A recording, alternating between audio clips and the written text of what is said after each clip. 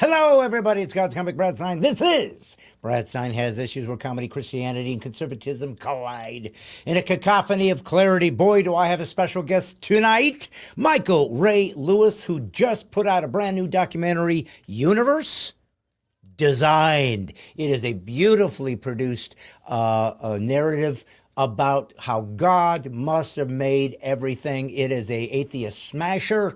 It is a confusion restorer into clarity, and it is a skeptic ownership thing, like I own you-ish thing. And I don't really want to get into that because, frankly, I don't want to be that guy that goes around saying, we own you. But it seems to be the nomenclature that people use. But the point is, it's a way beautiful, amazing, and you're going to be able to see how to go watch this on your own and use it to help you witness to folks that don't believe in God. It's beautifully done and produced. And so that's what we will be talking to today. Not what, but whom? Michael Ray Lewis, Universe Design.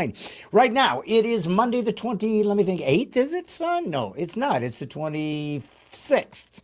And it is a special date. I just got back from Lake Havasu, Arizona. Wyatt, the London Bridge is now in Lake Havasu in Arizona. And, you know, I'm wondering if people back in 1882, while Jack the Ripper was doing his thing and slashing up poor folks who didn't do anything but prostitution.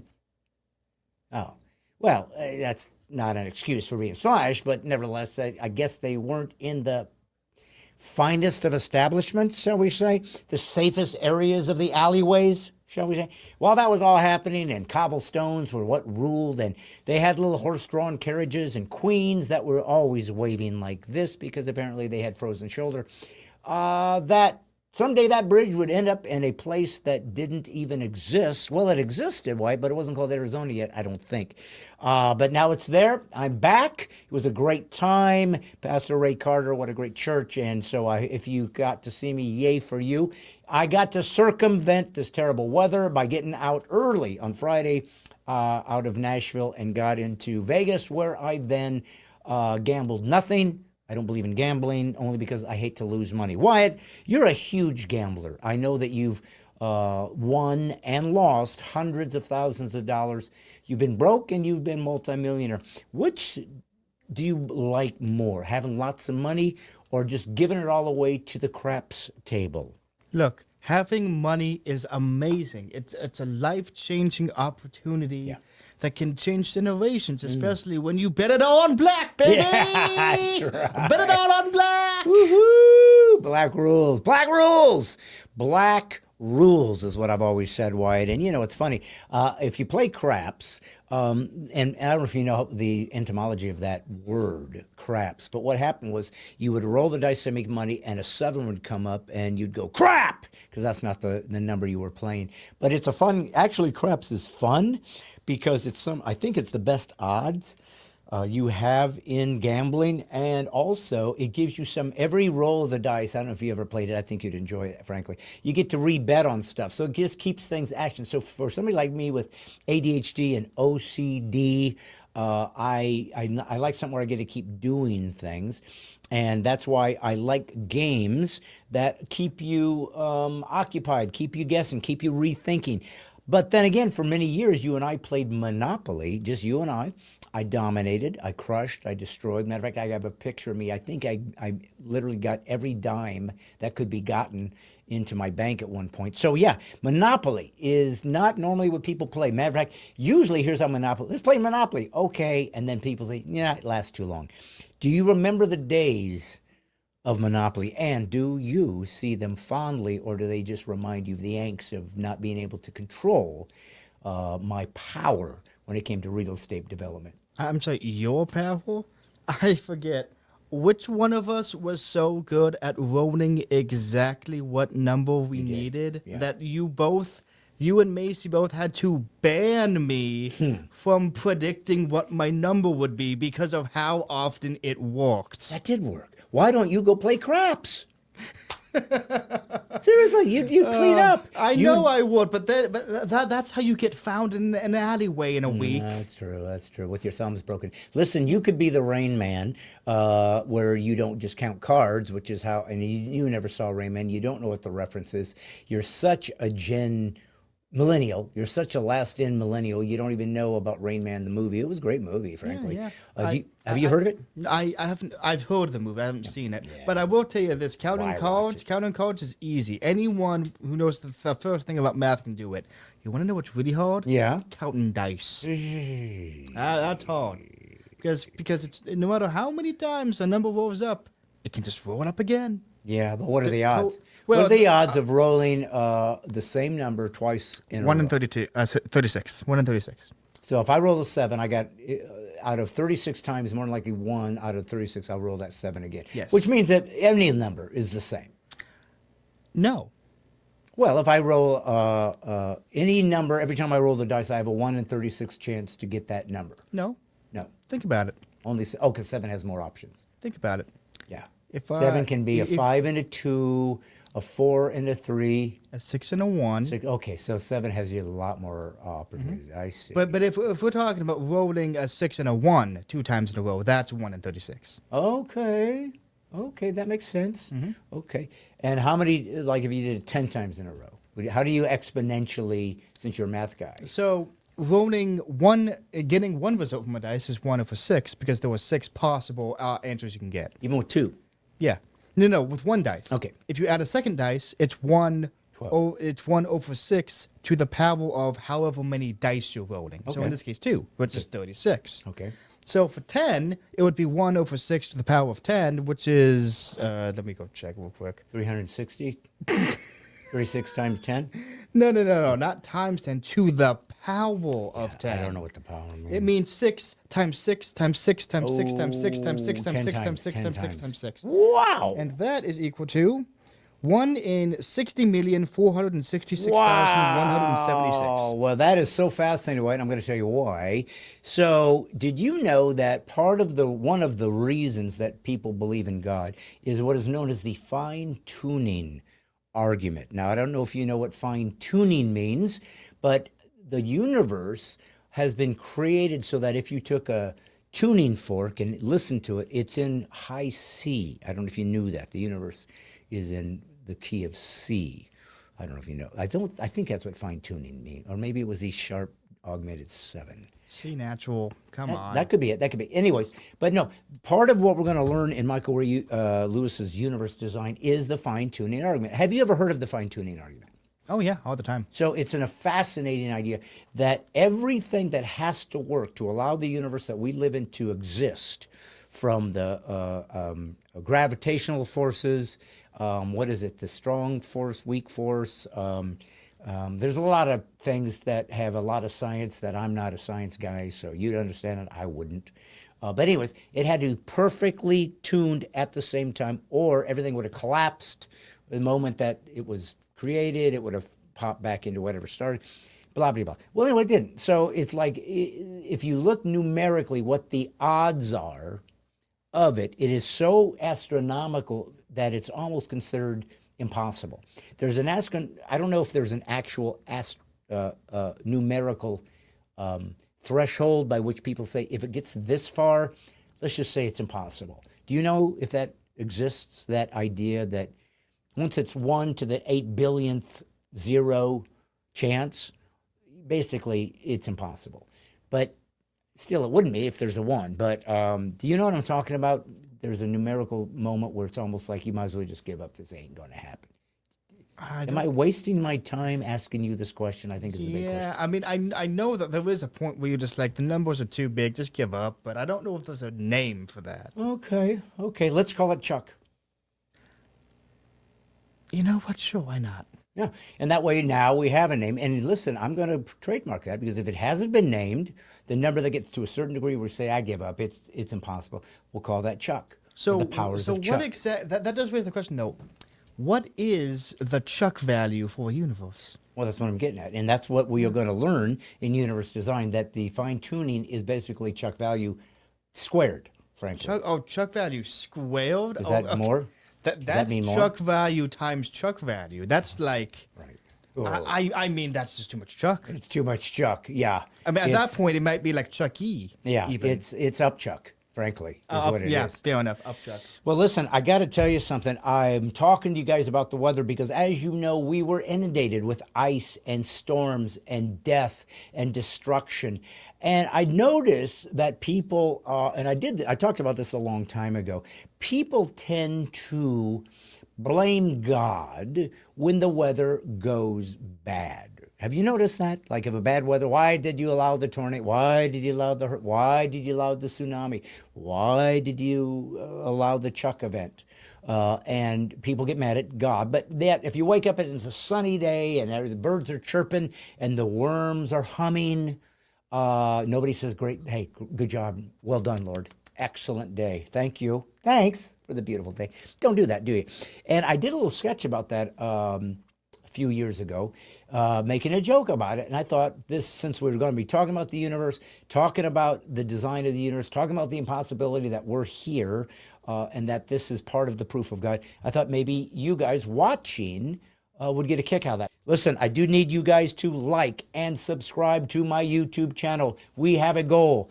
100,000 subscribers this year. I need you to like. I need you to share. If you are listening on Salem Life Audio, please do me a favor while you're listening. Get on your, if you're on your phone, you're on your phone. But if you happen to be by a computer, go look up YouTube. Brad Stein Has Issues. Same episode. You can see it, especially if we have a guest. And it's longer. So if you're listening on Life Audio, and we want you to, and subscribe to Life Audio, and if you're listening right now, do me a favor, be a good Christian gal or guy, share this with your friends, and then comment, "Hey, I like this. Here's what we'd like more of. I love your guests." That's how we can build our ability to keep doing this and even get more fascinating guests. One thing I've prided myself in, and pride is a sin, so I'm using that loosely. But what I do appreciate is I bring in some very eclectic guests, and a lot of the guests I bring on are not typically on a Christian broadcast. So we've had everybody from Newt Gingrich, the former Speaker of the House, to James Lindsay, an atheist, to Riley Gaines, the girl that had to swim against a guy. So we try to really mix it up, make it interesting, and make Christianity relevant to the culture. So that being said, please share. Please comment. It helps us get somewhere. I hate having to ask this, but this is my version of a commercial, so we can continue to make these things. But anyways, I wanted to show you this sketch. I thought you might find it interesting because it has to do with the weather. We'll be right back. But Wyatt, if you would, show them this funny little sketch and see if they chuckle.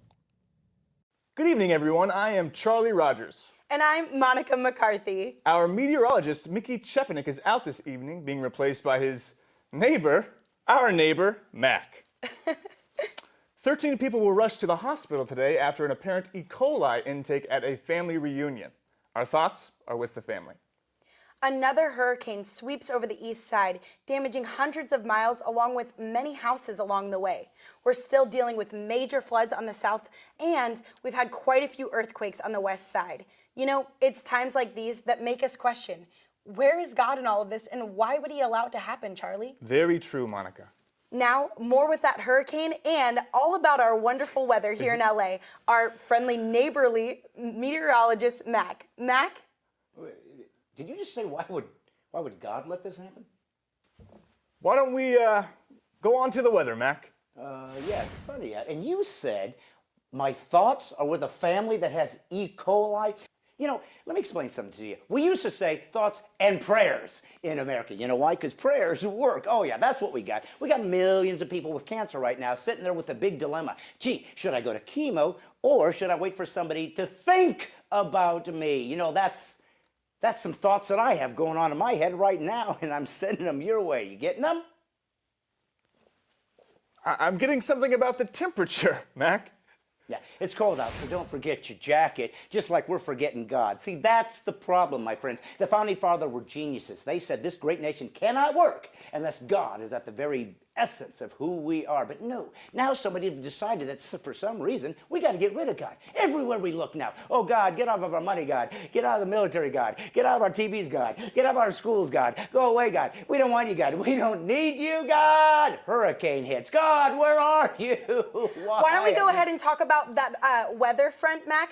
Weather front? How about we talk like a normal human being? You mean the rain? You know what? There's a 50% chance of rain. Do you know what I just said in technical terms? Might rain, might not. I could quit school in first grade, never look out the window and say every day, might rain, might not, and I'd be right. You know why? Because meteorologists are worthless.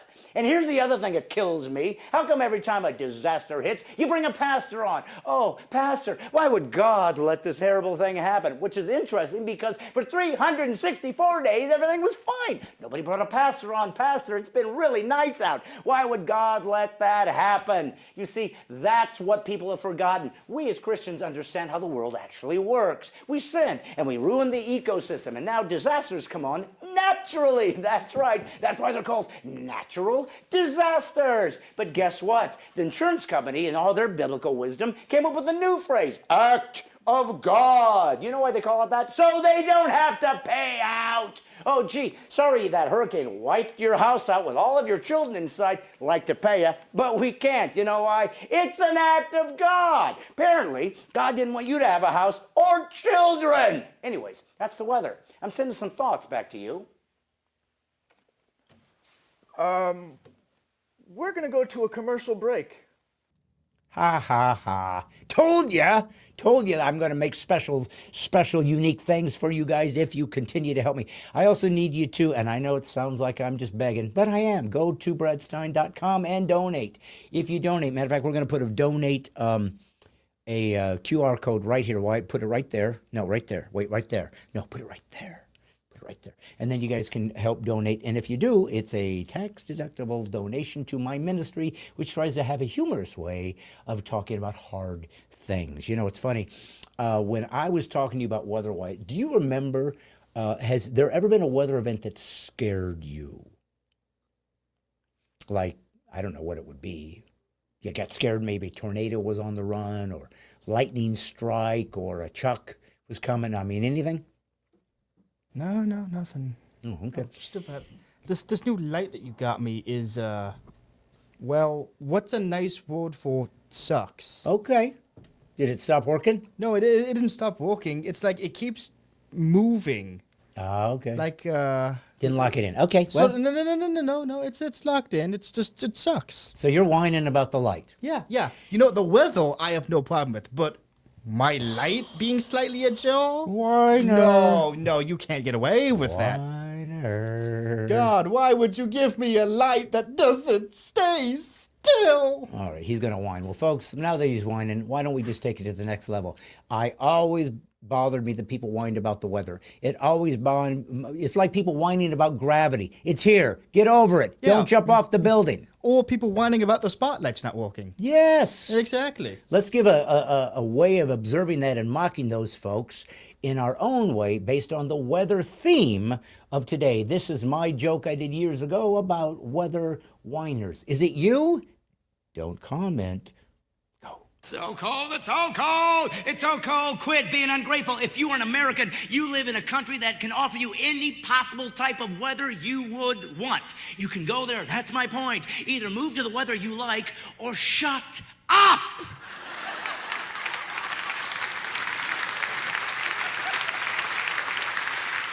Let me tell you what cold was. I was in Winnipeg, Canada once in January. You ready for this? 70 below! 70! And people live there on purpose. I could understand if it was a place of exile. But people want to be there with their kids. Now, I was there to work, thus I wasn't adapting, and I wasn't whining, I wasn't staying. I tried to reason, hey, it's 70 below, something's broken! Swear all the Canadians, oh, should have been here last year, it was really cold. God bless them for their adaptation and accepting it. See, I don't want to reach a point in my life where 70 below zero is considered nippy. Thank you. Don't want to live in a place where you go out to get the mail and then you die. I don't want to live in a town where everybody smokes because nobody wants to prolong their life expectancy. Got like 3-year-olds. You sick yet? No! I don't even have a tumor yet. 70 below, people getting locked out of the house. Honey! So as you can see, I try to give you more than your money's worth on Breadstein Has Issues. That's why I ask you to help us grow it. And you know what's funny, White? I lived in Indiana in the 60s, and there was a horrible tornado come on and wiped out an entire town. You know what the name of that town was? Chuck? Wyatt. No. Wyatt. What? Wyatt. Yeah? You know what the name of the town was? I'm guessing Chuck. Wyatt. Yeah, what? I wanted you to know what the name of the town was. Well, then tell me what it is. Wyatt. Yeah? I want you to understand that's the name. I know you want me to understand, but I'm not understanding if you're not telling. Wyatt. Yeah. Wyatt. If you say my name one more time, Have and you you ever don't been- have a good answer to this town name afterwards, we're gonna have a problem. Have you ever been to Indiana? Yeah, of course. Have you ever watched some of the towns in Indiana? Absolutely. Have you ever known that some of the towns have names? Yeah, my favorite. Okay. Well, yeah, my favorite's Wyatt. That's it.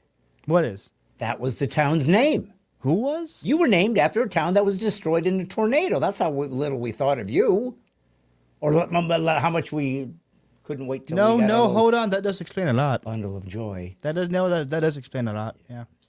Folks, if you don't know who Wyatt is, he's my son. He's also my producer. He's also my director. He's also my foot a blocker. So I don't, you don't see this. Nobody ever does. But I'm tap dancing right now on a little soft shoe. He teaches me that. He's my little teacher of everything. He does everything except hit the proper button at the proper time. He also edits. But he does have problems every now and again. The hardest thing had always been making all this fit without an injury to me, of pulling a hamstring or a larynx.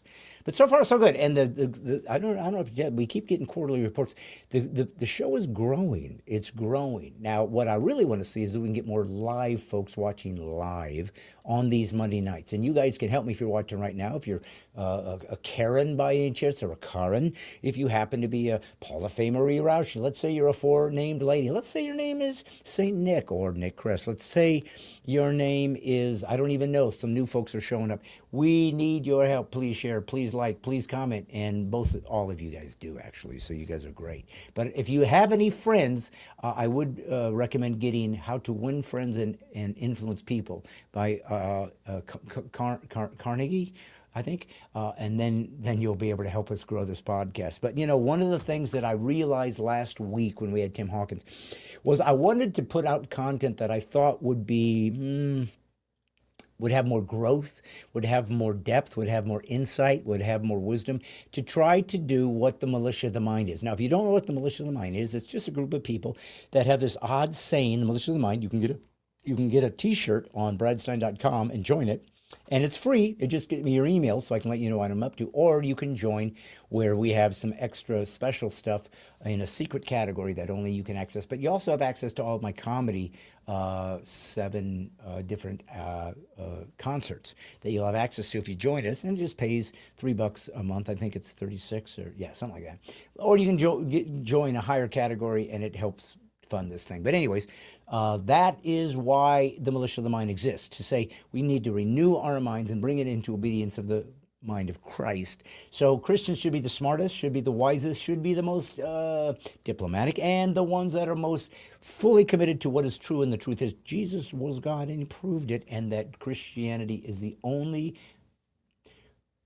religious philosophical idea that actually comports to reality as we see it. It has real-time, real-world ramifications, if I could say that word and say it without using all of the syllables. Ramification, 5 syllables. Ramification, I can say quickly, and it sounds like one, but it sounds like I'm a blithering idiot. Well, this isn't the first time. But I would like to show you this. I took one of the clips from my comedy album, God's Comic, where I talked about the Genesis story, that everybody, every philosophy, everybody has a story that started the world. How did we get here? Why are we here? What's it up to? What's the difference between an atheist and a Christian's view of the world? And which one feels more like, and which one, more importantly, do we behave like it is true? Now, this is a longer commentary, but you can watch it, or if you're watching later, you can fast forward if you don't. It's about 18 minutes. But it comes directly from a comedy thing I was trying to do. It was the only comedy album I've ever done that tried to kind of deal with Christian worldview, kind of a teaching thing called God's Comic. So it is something you can show your kids, or something you might want to show your non-believing friends to watch together, laugh, but maybe have some thought-provoking ideas. So not only am I going to show you the clip like I did with Weather Whiners, this time I'm going to talk about it, go a little bit deeper. So this is a new segment for Brad Stein Has Issues. Might be a little long. We're testing it. But we might do more of these and keep them shorter or break them up. Who knows? But for right now, this is Brad Stein, the comic, commentating on Brad Stein, the comic, about Genesis. Enjoy. Well, as I've told you guys, I want Brad Stein Has Issues podcast to give you more weapons, equipment, gear, preparation for becoming disciples of Christ. If you're a non-believer in Christ, it is the only guy in human history that proved he was God. This is the balance in your life you are missing. And so I'm here to help equip you with that. If you're a believer, I want you to go deeper, be prepared to defend your faith at all times. This is what it means to be a Christ follower. So that's what I'm shooting for. We have an amazing guest, as I told you, Michael Ray Lewis, who created this documentary, Universe Designed, with many people on there: Stephen Meyer, Hugh Ross, Frank Turek, a few other folks. Stephen Meyer, I mentioned him, that are people that I've had on this podcast because they are deeply intellectual about the proofs of God. So we're going to be talking about the universe design. We're going to be talking about this amazing documentary you need to watch. But I found this old clip of me from an album called God's Comic, where I, in a funny way, hopefully, talk about this idea of design, purpose, and so forth in the universe. So I'm going to do a commentary on this, a little different thing than you're used to seeing on Brad Stein Has Issues. Hopefully it will be a feature that you'll like. Please commentate, please share this, and let's see if, in fact, this is something that people will find interesting. So you'll get some laughs, but hopefully I'll stop it, and we'll find some things to talk about along the way. Let's give it a go. Everybody has a Genesis story. Everybody, theist, atheist, Buddhist, agnostic, deist, Hindu, Muslim, everybody has a beginning. You have to. It's the ultimate meaning. Why am I here? You know, I've talked about this idea and I've started using it with the atheists. There is only one question that will ever, ever, ever matter in life. You need to understand this if you're a Christ follower and bring this to the table when you talk to people. Does God exist? That's the only question you need to lead with. Does God exist? There'll be three answers. 1, no. 2, yes. 3, I don't know. Either one of those answers are proficient to move forward. If they say no, let's say, well, what is your evidence for that? If they say yes, then who is he? And if they say, I'm not sure, let's say, let's see if we can find out some evidence that might lead you and persuade you to go one way or the other. So even though I talk about this idea of how did we get here, what started it, Genesis meaning the beginning, right? I think that this is also in tandem with the ultimate question, does God exist? Because it answers every other question you'll make from then on. You don't have to believe in God, but is he rational and does he seem to be consistent with the way we see life? In my story of Genesis, God actually tells me the meaning of life in the first sentence. In the beginning.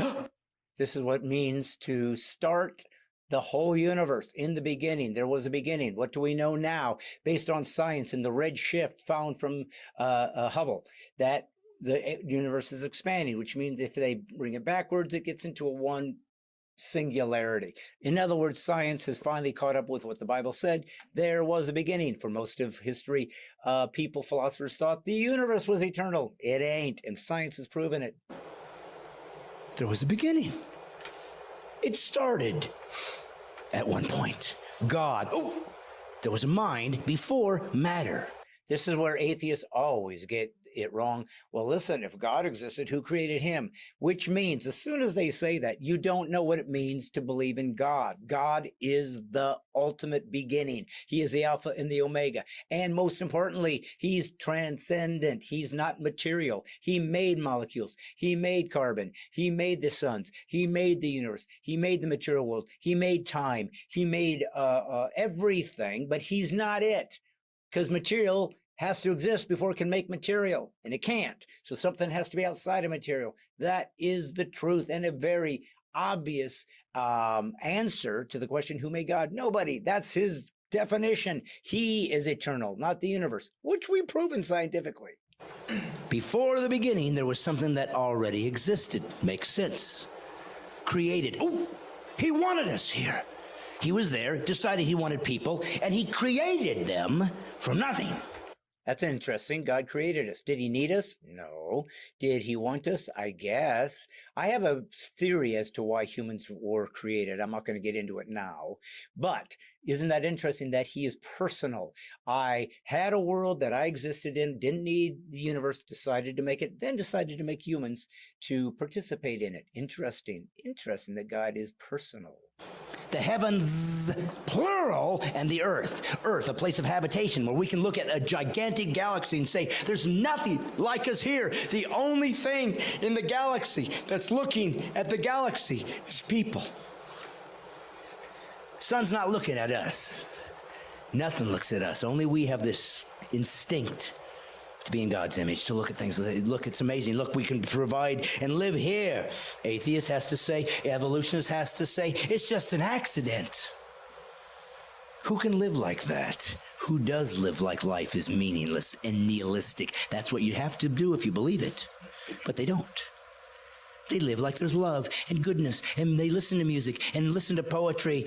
Hypocrites. It's not yours. It's for the God believers. You're just molecules in motion that got too big for your britches and became self-aware. We have 5 senses, so we make empirical validation based on 5 senses. 3 dimensions is all we can see. God, being ultra-dimensional, would have happened all of them simultaneously. Consequently, we wouldn't be able to see him the way we see other things. We'd have to use a special way of seeing called faith, and we have to speak in a way different than we speak to people called prayer. It would be that way. Why? Because God would be that big. And science is a wonderful gift that God gave us that Christians invented, from Isaac Newton to Kepler. All Christians who did not find it difficult to reconcile science and God. They simply thought that God allowed them to create science because science was simply a way of saying, let's see what God has done. You know, that's the thing that, again, an atheist cannot account for, is the idea of a natural law placed into our interaction with the natural world that we can count on, that we know that gravity works, but what we don't know is it going to work tomorrow. We just presume it is because it has so far. But because you need to presume that things work in the natural order and are going to maintain that the sun's going to be in the sky, and as we rotate around it, it's going to rise and fall, and that gravity is going to work, and that there's going to be a law of lift, and that everything is in cyclical order, and this and that. You have to believe that is literally grafted into the universe as a principle. Well, you can't account for that because remember, we got here by accident. Everything blew up from no reason, and then it all eventually became humans. It is so ludicrous. Remember, to be an atheist is to believe in magic, that human beings came out of the dust of the earth by accident, which God, by the way, said he did that, but at least it made sense. He was a designer. They believe it happens by magic. You just put chemicals out there long enough, and guess what? Humans will eventually arise. Is that foolish? Of course. Is it scientific? Nope. Can it be replicated? Do we see it in nature that something that is mindless makes something with complexity? No. Why don't they believe that? They say there's no evidence for God. They're staring at it and using it every second. Why don't atheists believe in God? They don't want him to exist because they worship themselves. But atheists have a Genesis story. You have to. Have to start somewhere. But they're doctorates and double doctorates. They're educators. They speak at Oxford, and they write books. They're atheists and believe in a meaningless universe, and then they write 500-page books describing the meaningless universe and find meaning in their conclusions. They have a Genesis story, but theirs comes from reason and rationale. Not in this invisible God in the sky. We believe only empirical reasoning, and those are things that we can verify. Things that are smart and intelligent and rational. Ours is simple. It goes like this. In the beginning, there was nothing. and it blew up.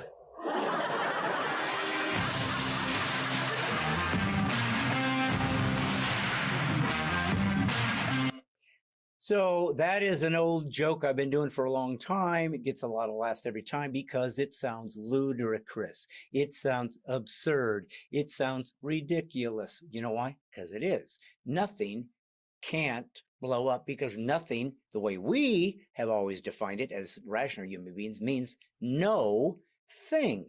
There is no quantum vacuum.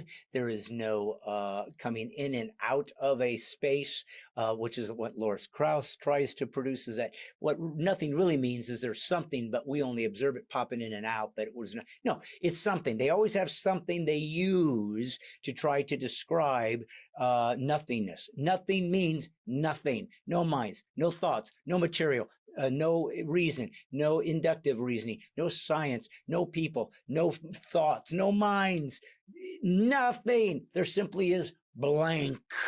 And they know that's impossible because we're here. So they try to literally redefine what the word nothing means so they can justify a ludicrous, magical world of atheism where magic happens and leprechauns appear from nowhere. That's what they believe. They believe in the impossible as a likely way that everything came into being. For no reason, here we are.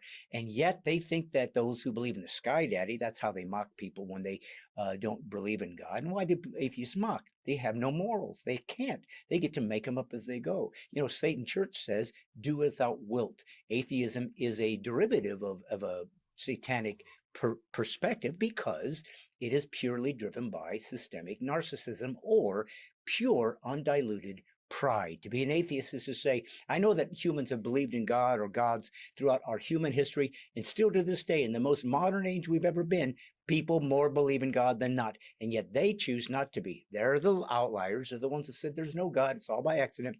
They think they're smarter than the rest of us. They literally have the arrogance of saying, all you God believers are fools. Only we have the deeper knowledge. Worship our perspective. Worship us. And they get great joy in mocking God believers. Now, you would think if they were kind people, and they're not, they wouldn't mock God believers. They'd simply leave them alone, think that they're poor, pathetic, but why mock them and make fun of them? Why would they do that? Usually it's because they want God to exist. He failed them, and so they got angry at him. Usually comes from pain. Remember, atheism is built on a two-legged stool. It's a two-legged stool. It's built on arrogance and anger. They are angry at God for not doing something the way they wanted, and they're arrogant as, I don't need God, I'll make my own rules. Remember, the Bible predicted this. That was original sin. Satan decided that he would be God. Ultimate pride. It's why God said pride is the sin he hates the most, because pride basically puts yourself in the position of God. You worship yourself, your ideas, your thoughts, your desires, all become holy and sacred based on your decision. It is why atheists will have no excuse when they enter into hell. They will go in there knowing full well that they had this incredible evidence given to them and they rejected it. Not because it wasn't true. They didn't want it to be true. They decided not to see it as truth. Remember, people that believe in God see the same evidence. Why did they choose God and these guys didn't? We who choose God realize we must humble ourselves. The universe is so vast and so wide, and God made it that way to prove you better bow your knee, buddy. There's something way bigger than you. And the great book of the Bible, the greatest book ever written, has told us all the stories as how it got here, what it's all about, what's it supposed to prove. This is the immensity of God. And yet, he made this one planet where just we are to show how intimate and simple our relationship can be too. Trust me, I love you. I'm going to give you eternity. And by the way, I knew when I gave you autonomy that you more than likely were going to disconnect from me. And then you would no longer be in a holy space. I would have to judge you. But I went in knowing full well that more than likely I'm going to have to become my own creation, complete the sacred journey of perfection, and then be put to death to judge unholiness so that holiness could abound. And he made that clear in his son, Jesus Christ, a real man who actually existed, who did real miraculous things, died and came back to life. Everybody who knew him, for the most part, died telling people, I've seen him come back to life. Again, remember, people that say, oh, it's all a power trip. Oh, the church just wants to control people. Listen, the beginning of Christianity, these people had no control. They had no money. They had no status. They had no sense of value except for their own little community. They were kicked out of the Jewish synagogue because those folks did not believe Jesus was Messiah. Rome had nothing to do with them. Just worship Caesar, worship your own little God, and stay out of the way. So they really had no upside. What did they decide to believe in Christ for? Because it was true. It is the one time in human history that God revealed himself in a tangible, three-dimensional way that is irrefutable. If you are an atheist right now, I'm not here to try to get you to join a club or get you to join a church or try to decide that you need some formal religion. What I'm trying to do is get you back in balance to your humanity. Because remember, you too, like me, are made in the image of God. He loves you. He wants you in. And you have to decide to do this amazing, miraculous, mysterious jump off a cliff into the fog and believe that the Creator is there to catch you. It's not irrational. It's a deeper way to see, as I mentioned on my video. It's a way to see in the spirit of your thoughts, of your mind, not your brain. Your brain is material, storing information. Your mind is the transcendent thoughts that cannot be captured in a test tube or looked at in a telescope or a microscope. Thoughts are immaterial, and yet you count them as connecting to the material world. It's proof, another proof, one of the many proofs. Every time you turn around, atheist, God has proven he's here. Only you can't see it. Everybody else can, just not you. Why? Because you're stupid? No, you're usually smart, but you don't have wisdom. Wisdom is the ability to look at things and say there must be something bigger, realize that something bigger can't be material, and that's where God shows up. So the true wisdom, the true depth, the true brights are theists, those who know that God has to be the answer. And of course, some of the greatest scientists that ever existed, as well as people from all walks of life, have believed in God. You're the outlier. You're not smarter than us. Matter of fact, you're a fool, says the Bible. It says that the fear of God is the beginning of wisdom. That you don't have. And wisdom is to be able to look at the hard things and go, there's something greater than this that I can think on beyond even what I can understand completely. But there's enough evidence to know this is mysterious, but it is something I'm interested in. I want to connect to my Creator. I want to know the reason why I'm here. I want to have meaning in life. And only God can give you that. So that is just a little bit of my commentary on a little clip I did from God's Comic, which you can go to bradstein.com right now, order it, go watch the whole video. Please go to bradstein.com. Please join the Militia of the Mind. It's free. I need your emails so that I can let you know what I'm up to. If you want to join the Mighty 10,000 and try to get shirts and things for you to tell the people, I have a militia of the mind. I'm going to renew my mind and bring it into the authority of Christ. This is what a disciple is supposed to do. So that's what I'm trying to do here on Brad Stein Has Issues. If you'd like to donate, we have this right here. Just send some donations if you want. And that allows us to keep this going. It isn't something I'm being paid for, so you can either participate or not. If you don't, I'll still be here as long as God lets me. Anyways, that, my friends, is just kind of a new segment that I hope to add to my podcast, so it's even more informative and information-driven, other than just some funny with Wyatt and some amazing guests. So Wyatt, that's our first shot. I don't know what you think, but let me ask you, what do you think about this new segment of ours? So, like I said, if you enjoy those and you want more of those, just commentate. Thank you. Give me more. We want this. We like this. Please share it. Clip that out. Send it out. Do whatever you need to do. Share the podcast with your friends. Let's grow this thing. Let's make it work. Show me that I'm not wasting my time or paying Wyatt for no reason whatsoever. The amount of money I pay that man every month, I don't know what, it makes my brain bleed. Who are you going to complain about that to? Nobody, because you're the guy that controls everything. Exactly. I could make you say, oh man, everything's just rainbows and puppies and happiness. Yeah. In fact, why don't I just do that for all of our weather complaining? Yes. Who's going to stop me? What if at the end of a rainbow was puppies? That would draw No, more. maybe that's what the goal is. It's a golden retrieval. Maybe. You see, you're always thinking, son. I'm That's what I always love about thinking. you. And sometimes those thoughts are good. Or at least have some coherence. Or at least tie into the theme of today's episode. Which is what you tried to do. Yeah, emphasis on tried, but hey, I did something. No, you did good. Son, I love you. I'm glad you're my son. I just, by the way, had a birthday last Wednesday. Oh, yeah, I was there for that. You were, but you didn't tell me happy birthday until the evening, which tells you just how much you don't think about your father. Listen.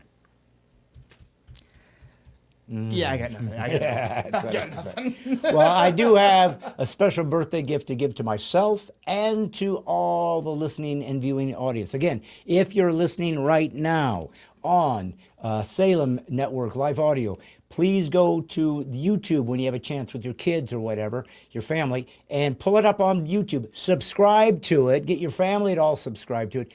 And then watch it together, because this is an amazing interview, and it'll give you a way to go watch The Universe Designed. If you're a church, you can pay a small licensing fee, play it for your whole church. We as Christians need to be the militia of the mind, the smartest, the wisest, the most unapologetic about our faith, because it isn't a faith. The faith is simply a way of framing reality that is so beyond us that it goes beyond our five senses and our dimensions and our intellectual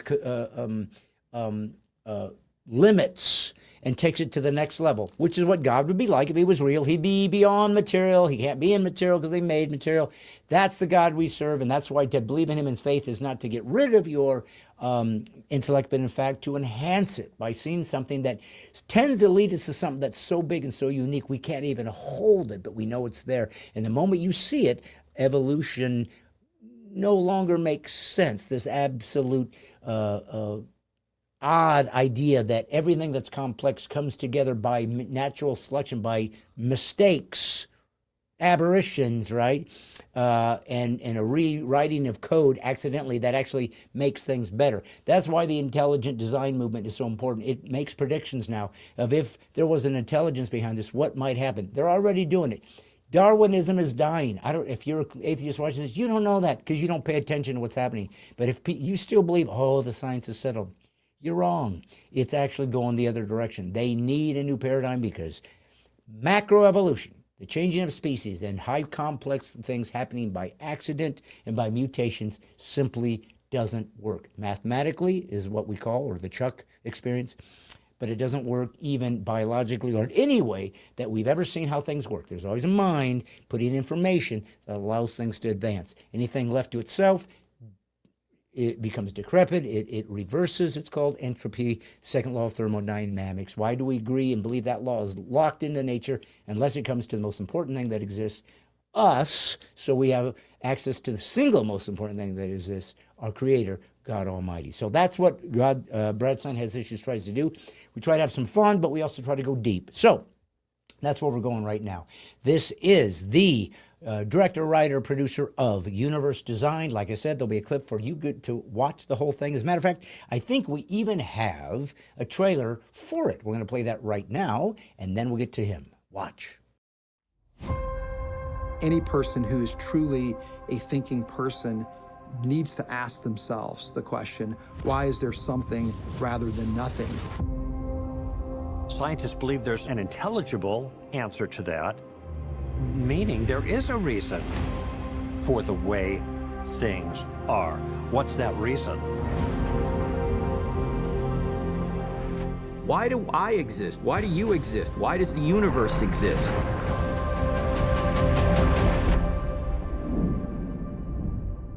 Physicists have discovered fundamental constants and parameters and characteristics that define the universe have to assume exacting, precise values. If you were to change any one of them, there would either be no universe or no universe that could support life. Our galaxy, our star, our planetary system, the Earth, the Moon, whatever size scale you choose to look at, you see an overwhelming experimental and observational case that there is a being out there fine-tuning, intervening. Immersing myself in the study of biochemical systems, I became deeply impressed with the ingenuity and the elegance and the sophistication of those systems. The living cell is chock full of miniature machines that doesn't just rival, but it vastly exceeds our own high-tech digital technology. There must be a creator that's behind life itself. If some kind of a God existed, he would want to reveal himself, at least in some way. We would have to look at all of the different ways people have understood him to do that. I want to know, is there any evidence backing any one of them up as uniquely being true? This guy shows up on the scene and does something remarkable. Whatever it is he did, split history.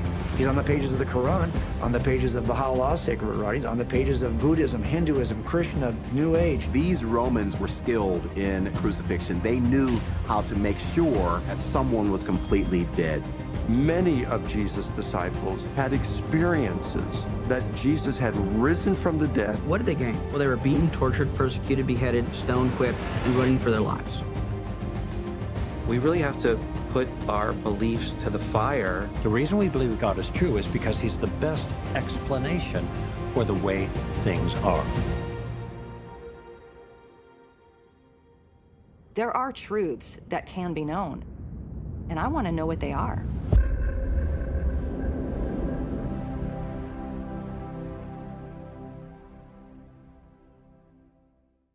If that intrigued you, you can go get the whole thing. But first, let's talk to the guy that made that. Welcome to Brad Stein Has Issues, and today's amazing interview is with the guy that put that all together. So enjoy God's Comic Brad Stein and Michael Ray Lewis. Buckle up. Well, folks, I have to tell you that I have to catch my breath. I just watched an amazing documentary. It is a very important documentary for this day and age because it deals with the ultimate truth, the most important truth, the truth that I have talked to whenever I speak to an atheist, and that is, what is the single most important question that any human has ever come up with? And the answer is, does God exist? That's it. That's the ultimate question, because the answer to that question only has two answers, yes or no. But how you answer that will affect everything else you will ever say, do, think, or vote, marry, live. From that point on will be based on answering the one most important question. And so whenever I see something out there that is trying to intellectually approach the idea of design and God and the transcendent, which is a very mysterious thing to understand, I'm always grateful for it, and especially when it's done at such a high quality. This is a brilliant documentary, beautifully produced, beautifully written. And here's what's interesting, guys. If you've been watching my show, and if you haven't, you're going to hell. So just keep that in mind. I think that's in Habakkuk. But in this documentary that we're about to talk about with the writer and the producer-director, we've had on my show at least 3 times Frank Turek. Well, guess what? Frank Turek's in this documentary. We've had J. Warner Wallace on my show twice. He's in the documentary. We've had Stephen Meyer on my show twice. He was one of my top 10 go-tos. He's in the documentary. Frank Turek, 2 or 3 times, twice. I already said Frank, 3 times. Sean McDowell, he's been on the show. He's in the documentary. Alyssa Schilders, also in the documentary. So some people that you've already got to see and be inspired by. We're also in this documentary, plus a handful that have not been. So this is so important. We're going to get right to it. But we're going to do it through the man who put it together, who it was his brainchild. And most importantly, it came out of his desire to answer that ultimate question, does God exist? Because at one point, the answer was no. I think that's changed. So let's ask him instead of me trying to describe for you his thoughts. Let's bring on director, writer, and producer of Universe Designed, Michael Ray Lewis. How do you do, my friend? Thank you so much for having me. I'm excited to talk about the film. I'm excited to share my story. Thank you for allowing me to be on your show. Well, it's my pleasure. I love, and it's to my double-edged sword. Double-edged sword. Here's what I mean. I am an intellectual, Michael, and that sounds highfalutin. To me, intellect just means your brain doesn't just look at something and then acknowledge it or allow it to pass through. We got to bite it off and chew it and stare at it, look at it and refine it and understand it and try to go deeper and try to refute it and do everything else, because we just like picking apart information and trying to basically understand what makes everything tick. Now, the problem with that is it oftentimes gets you so much in your head that you forget your heart, the romantic part of the human experience, that beautiful part that sees the aesthetics of beauty and all these other beautiful transcendent ideas of being human that sometimes can be lost in our intellect. And so I think in this universe design that you created, you did both. You certainly found the intellect, and I'm grateful that Christ followers can position their faith in the intellectual realm, the academic realm, with quite robustness, but also the beauty of God's design. So before we go into some of the depth of the film and so forth, we're certainly going to talk a little bit about you so they understand what brought you to the table. But talk to me, I guess, initially, if you were to kind of summarize what you were trying to do with universe design, perhaps that was different than maybe some other design-oriented documentaries or ideas. Is there anything you were trying to do unique or different as you put this together? Actually, yes, there was. One of the things that I noticed when I decided I was going to make this film is that I noticed there were a few somewhat apologetic-based documentaries out there. And I remember going through and watching them. And even as a believer at this point, it was almost like you were being yelled at and told what to believe rather than shown what to believe. And so one of the things I wanted to do with this film is I wanted to approach it a little bit softer. Because 1 Peter 3:15 says to be prepared to give a defense, but to do it with gentleness and respect. And so what I attempted to do in the film was to basically just ask you to take a step back from the busyness of life and the fast-pacedness of life and start asking the big questions again. And in addition to that, I lay out the evidence that I found compelling that helped persuade me and what convinced me to give my life to Christ. I wanted to lay out the evidence and basically let the audience come to their own conclusion. I do think that the evidence is absolutely overwhelming. I think that the case for Christianity it really is the best explanation for the reality we find ourselves in. But I don't want to just tell you to believe it. Instead, I want to show you why you should believe it. And unfortunately, I see that within the church. I see that within Christian films, is that we are being told what to believe, but not told why to believe it. And so that was my goal with the film, was to try to approach it in a different way that's more of a soft approach and basically just laying the evidence on the table. And like you said, I wanted to really address a lot of the intellectual questions because those are obstacles for some people, especially skeptics. There are obstacles out there for even believers. And so I wanted to kind of tear down those obstacles by providing the evidence. But I did also want to address the heart. Like you said, I wanted to be able to share the gospel because it's the gospel that saves, right?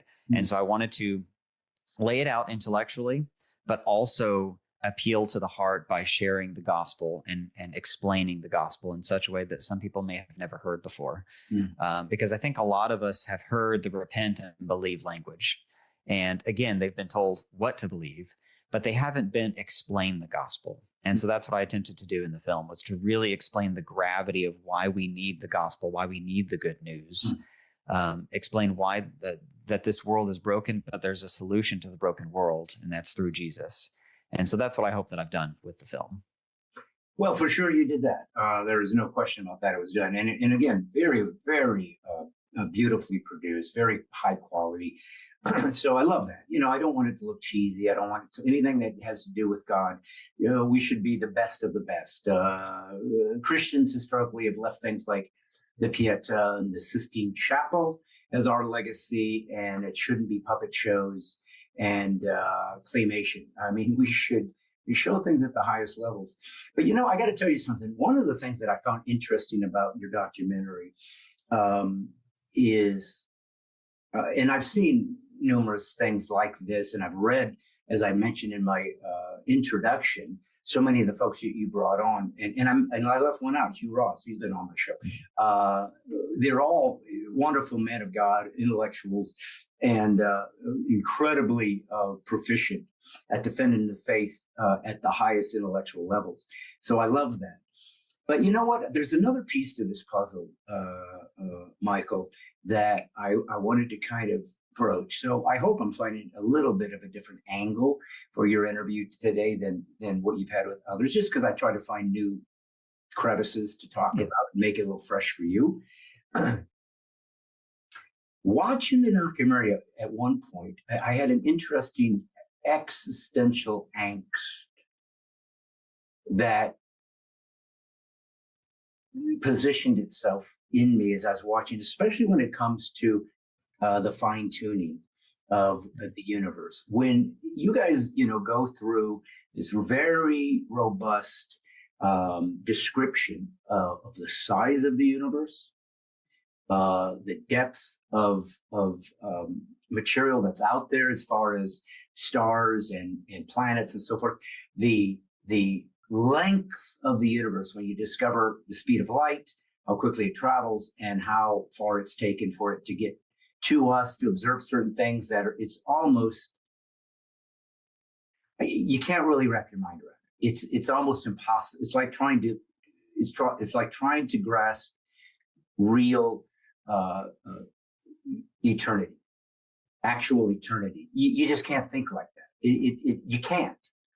And the universe's size and dimension is almost like that. It's so mind-bogglingly large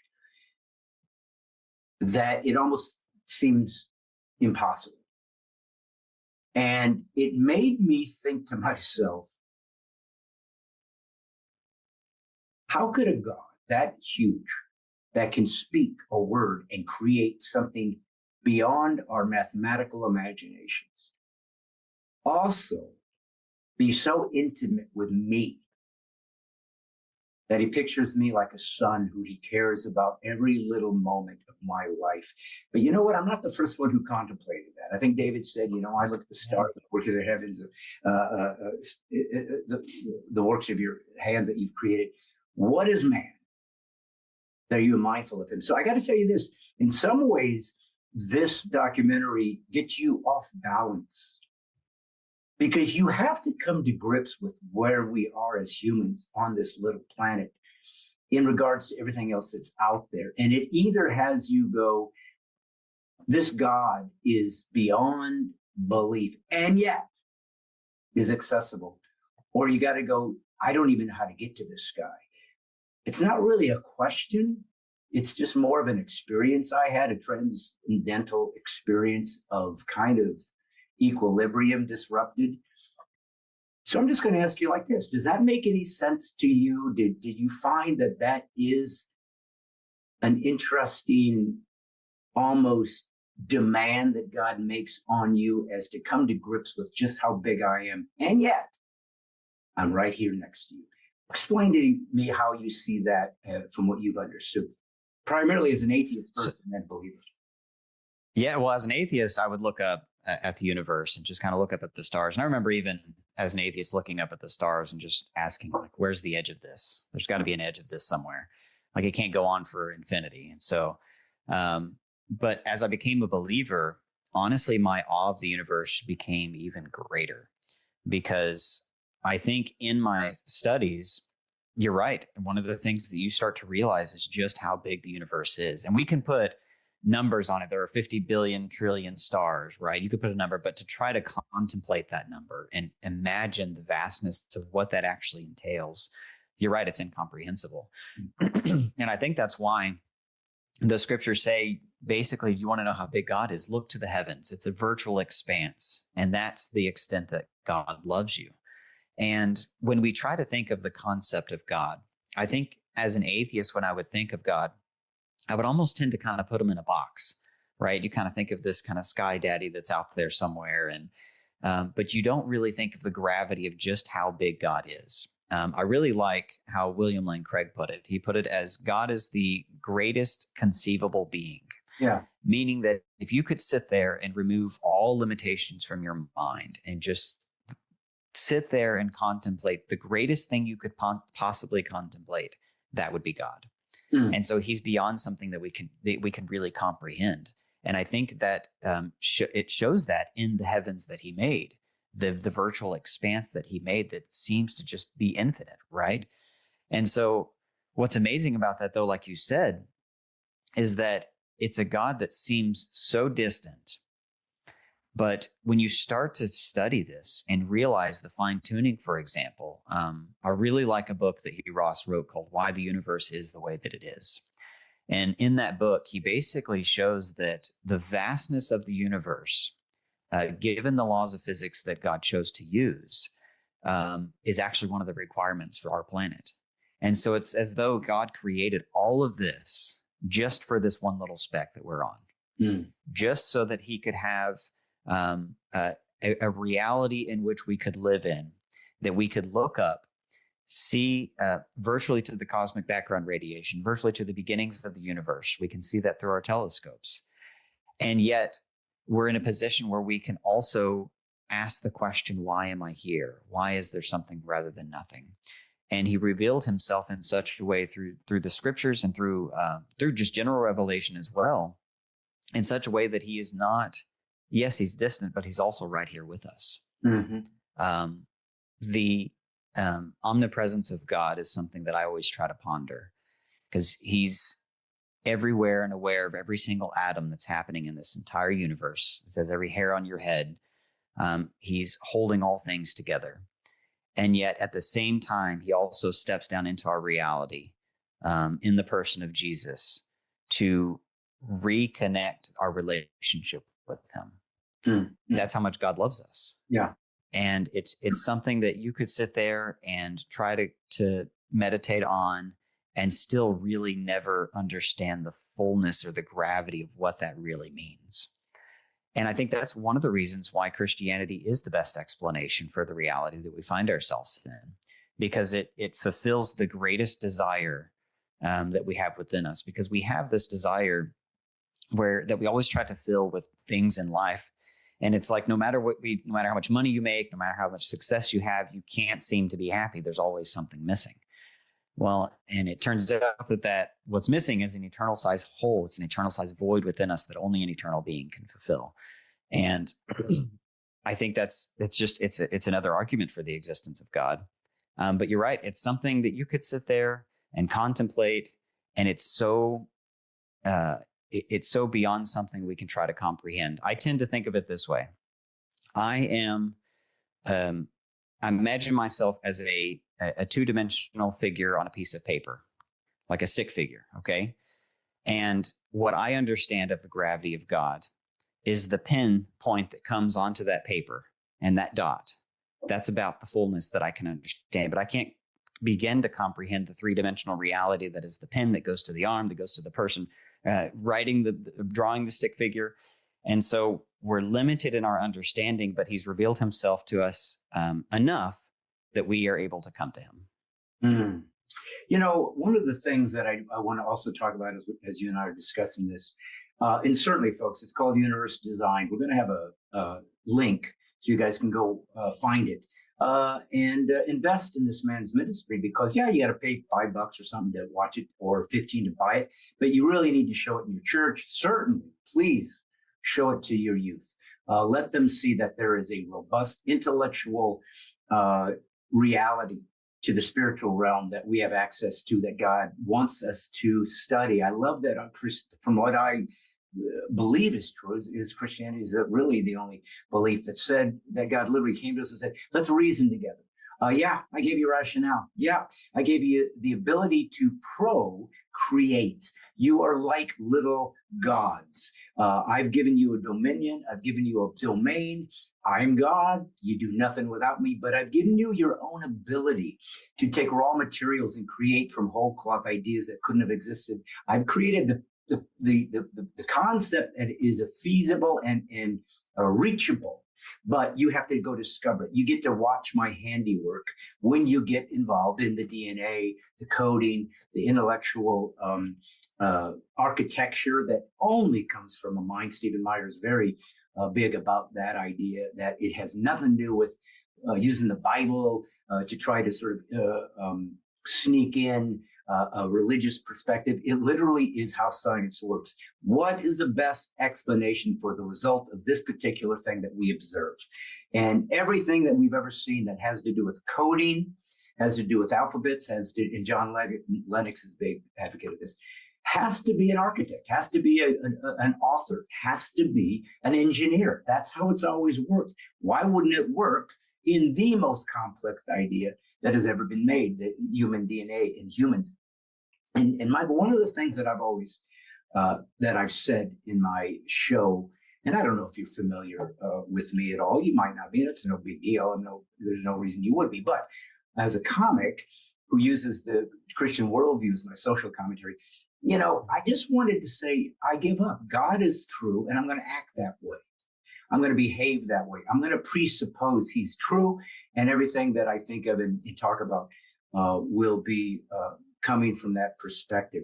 One of the things I think that I believe that Christians do wrong, and I've experimented this once I brought an atheist on. I called it the atheist experiment, and I said I want to. And I had him on twice. I said, I want you to understand going in, atheist. I want to be kind to you and respectful. I, as a Christian, I have to be, or I'm supposed to be. But I want you to understand that I'm going to approach this a little differently. I'm not going to try to be nuanced. I'm not going to try to be careful and not hurt your feelings. I'm going to hold you accountable to your worldview. What I'm going to say is this: if your faith in atheism is true, then this is how you should behave. This is how you should act if you truly believe that atheism is true and we are here by accident. We are simply molecules that got too big for the britches and became self-aware. That's the only thing that makes us different from any biological entity, is we know we're here and we can contemplate it and we can draw conclusions from it and we can look forward into the future and try to decide where will we land if these conclusions, this inductive viewpoint is true. So I think that what atheists do is they can't live their lives without counterfeiting Christianity. They see the design of the universe and say, what an elegant accident. They always use creative terms. Elegance, it's one of their favorite words, elegant. Well, elegance means somebody designed it with an aesthetic in mind. I'm going to make this beauty look beautiful. And by the way, what is beauty? What's the DNA of beauty? What is the atomic weight of beauty? Well, there isn't that. Then why do we know what it is? So you are an atheist, and as much as I want everybody to watch Universe Designed, I want them to share it. I want people to participate in it. And we're certainly going to continue to discuss it. But I think it's also important perhaps to be even more aware of your journey as a former atheist. Not to play that game like, oh, he became one of us, let's exploit that.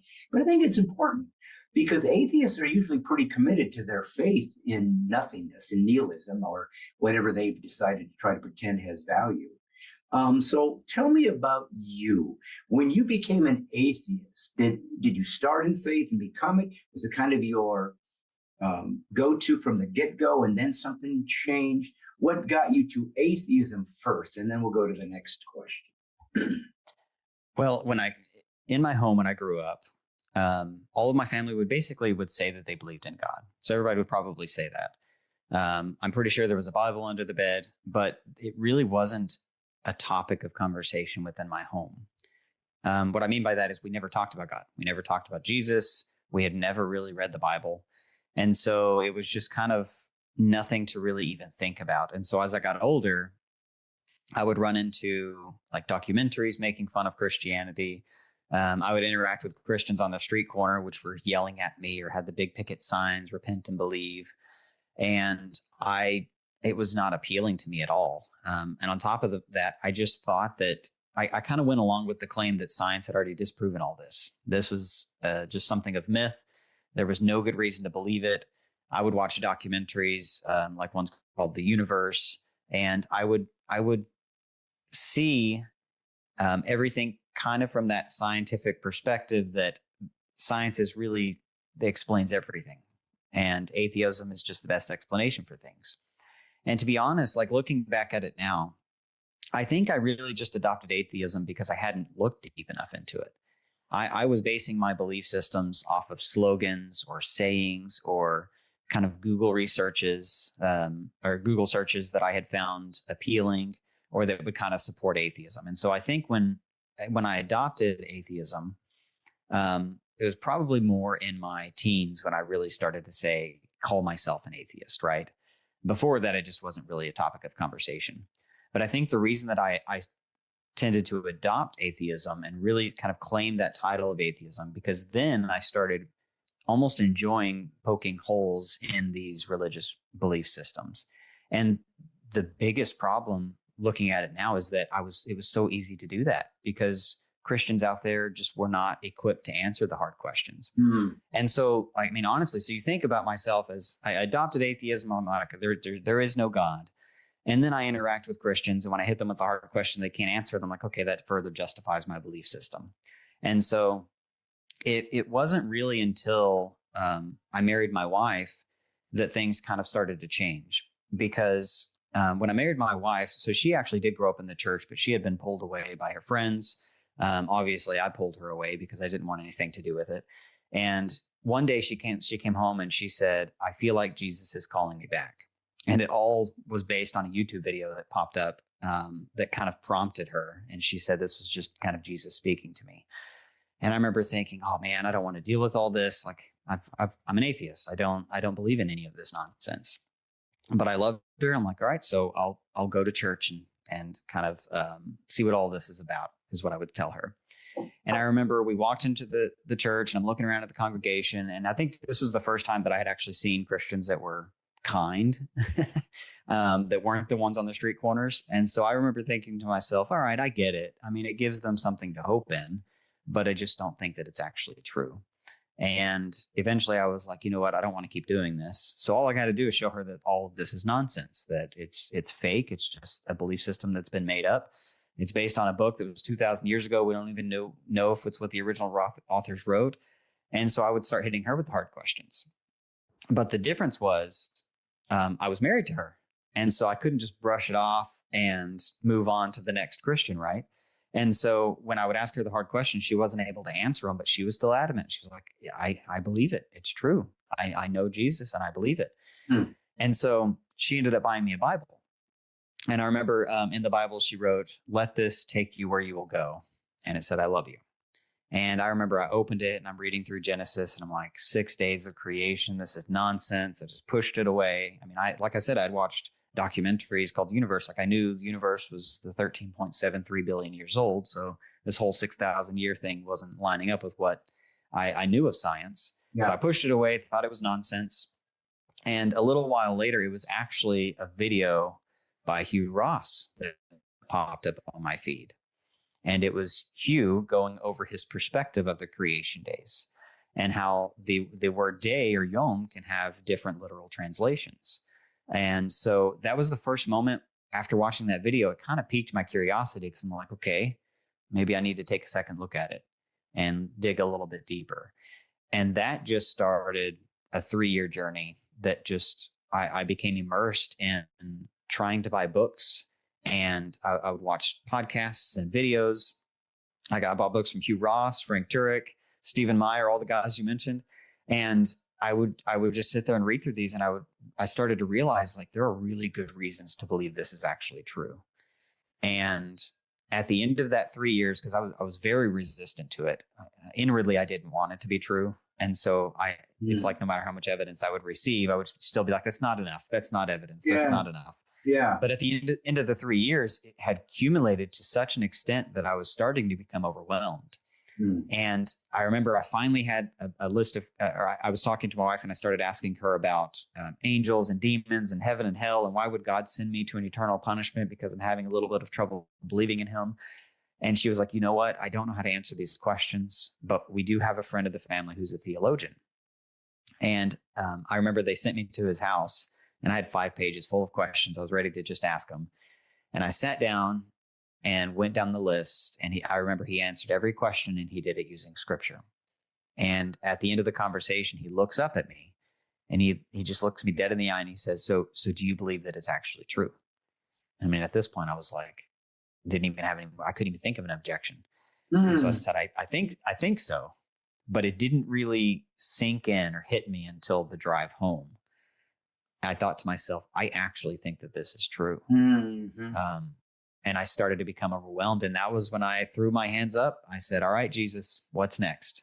Gave my life to Christ. I ended up going home after that. My wife's sitting there pacing because I think she knew that I was close.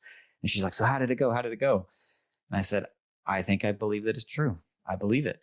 And so she got excited. She handed me a cross necklace. And she, and so since then, I have continued to immerse myself in it. I've always told myself I'm going to look at all of this with an open mind, and I'm not going to just believe something blindly, because that's what I thought faith was. I thought it was blind faith, right? I later learned that it's trust in a reliable source is a better word for faith. And so I think that the more that I look into it, the more I become convinced. And not only am I intellectually convinced, but since that day that I gave my life to Christ, it was like a fog left my mind, and I could finally see reality for the way that it actually is.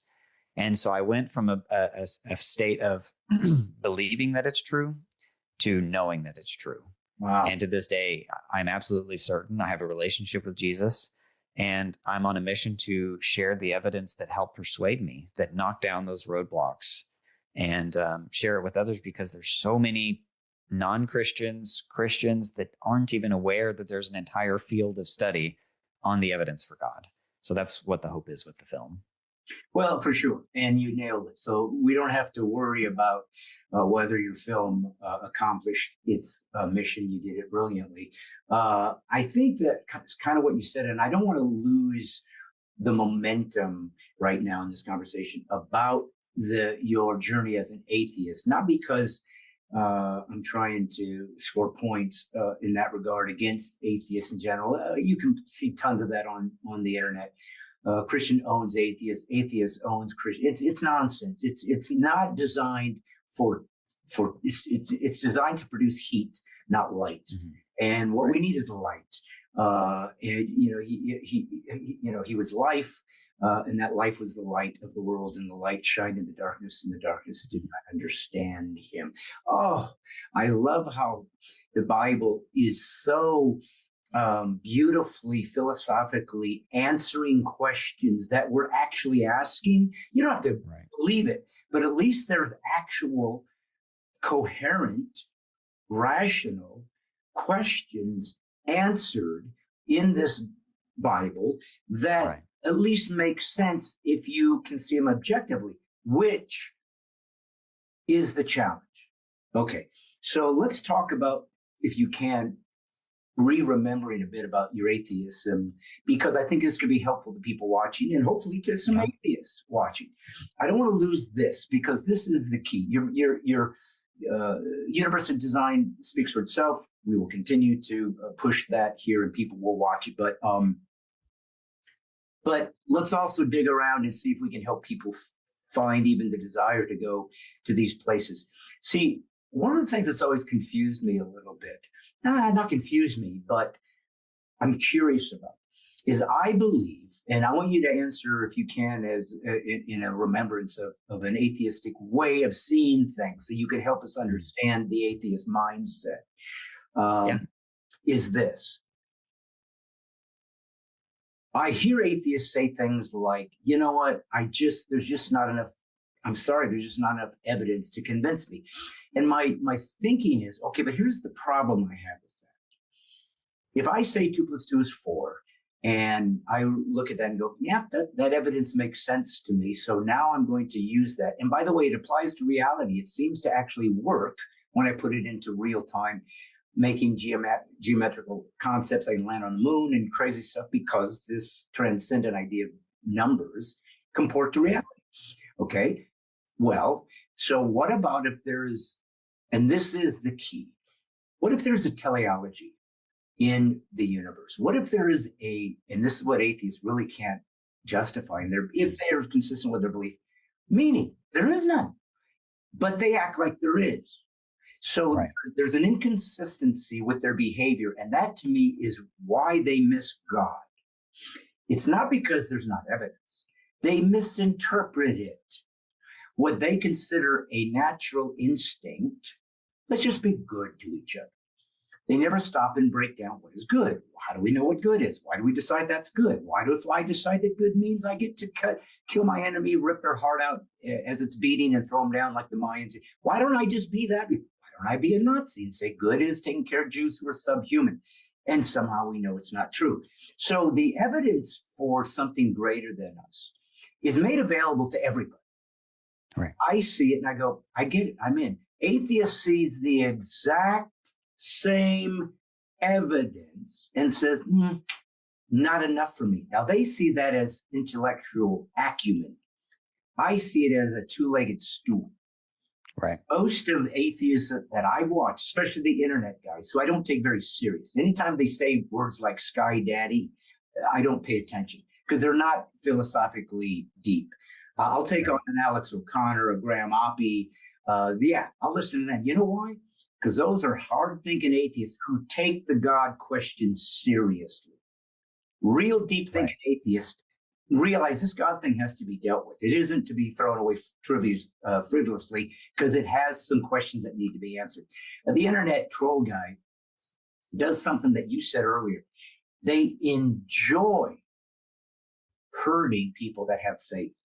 There's something wrong in the psychology of what they find pleasure in, and that is harming those who find hope in something greater than themselves. Well, to me, most of that comes from either anger or pain. Right. God, please heal my mom. She's got cancer. She dies. Screw you, God. God, right. I don't know where you are, so just show yourself. Oh, you lost your job. That's who you are. I'm out.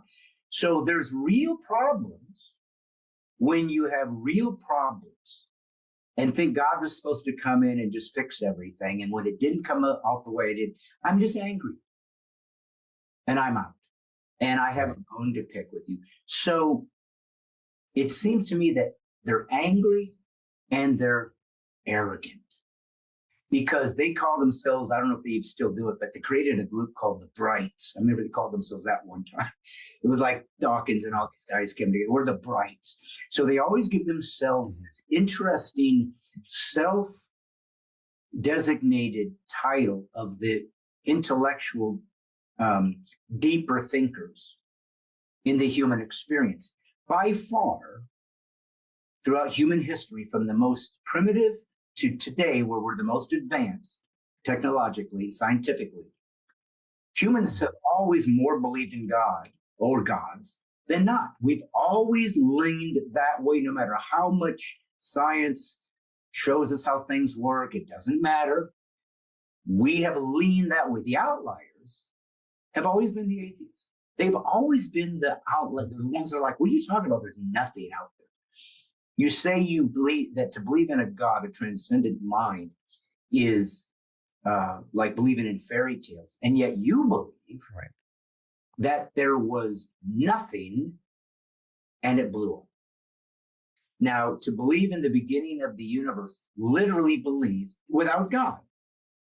You believe in magic because it's the ultimate miracle. You believe in the very thing you accuse God believers in, but you do it with this esoteric, magical, who knows how this happened, where at least we give it a person.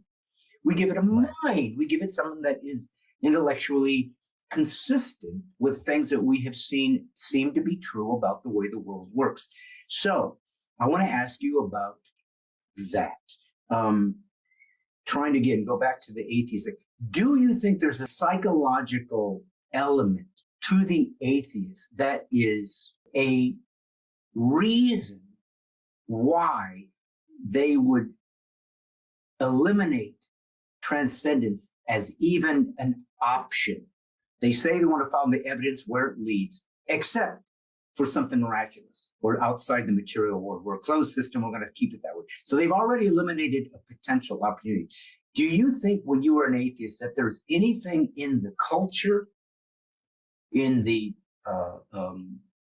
intellectual pursuits from the atheists, Is there anything in the way that you guys engage the world, see the world, that is a psychopath? I don't know if that's the right word, but there's a specific foundational presupposition that drives everything, that causes you to kind of stay stuck in this faith without even realizing it. I mean, that's kind of a crazy long question, but no, it's okay. Yeah, no, I know, I see where you're going. So I'm going to give you from my perspective as an atheist, and then I'm going to give you from the perspective of atheists that I've had conversations with since my journey of becoming a believer. My perspective as an atheist was that I would base my belief system on skepticism. Okay. And what I mean by that is it's very easy to be skeptical. All you have to say is that's not enough evidence. That's not enough proof. That's not enough evidence in response to virtually anything that's thrown at you. But on top of that, I didn't properly understand what Christianity was and what Christians actually claimed. My view of what God was wrong. My view of what hell was wrong. My view of what heaven was wrong. And my view of Christianity in general was incorrect because I hadn't taken the time to take Christianity seriously. And I believe that's why when I made the decision to take it seriously, that's why that's what started that ripple effect or that journey, because the evidence is just that overwhelming. So I think from my perspective, I just genuinely didn't think there was any good reason to believe it. Mostly because I wasn't presented with good reasons to believe it. But what I see looking back at is when I was presented with those good reasons, I was at least willing to take it seriously and take a second look, take a deeper look. I probably wouldn't have done it if it wasn't for my wife making the claim, because if it was any person on the street, I would have dismissed it and wouldn't have taken the time to look deeper. So I think in my journey, it was unique that it was my wife that was the one that was telling me this was true, right? And so that's kind of what almost forced me to take it more seriously. However, when I interact with atheists on the streets, most people aren't really staunch atheists. Most people just haven't thought deeply about the subject. But the ones who I've noticed are staunch atheists, most of the time in conversations, it's not necessarily as much intellectual as it is how they've been hurt by either the church that they grew up in, or how they've been hurt by other Christians, or felt like they just get judged by Christians. And so it's more of them denying that worldview because they don't like the way that it looks. They don't want to identify with a worldview that's like that, right?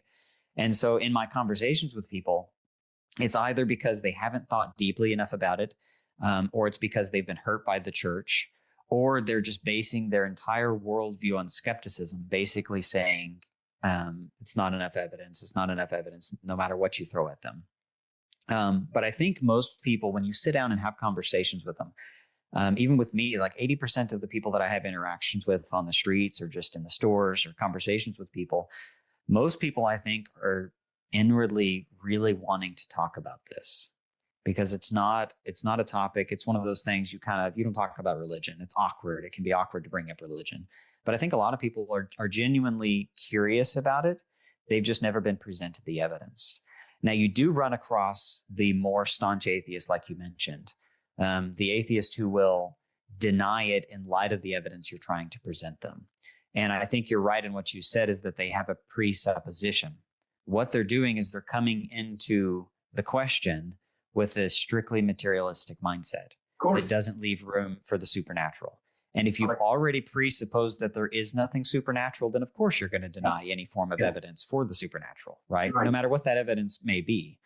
And so we have to try to knock down that barrier to show that, like, look, there are good reasons to believe in the things we can't see, right? There are good reasons to believe them based on the things we can see. And so, it's a conversation that we need to have. But like I said, 80% of the people, they want to talk about it. And those 80% are the people that this film is for.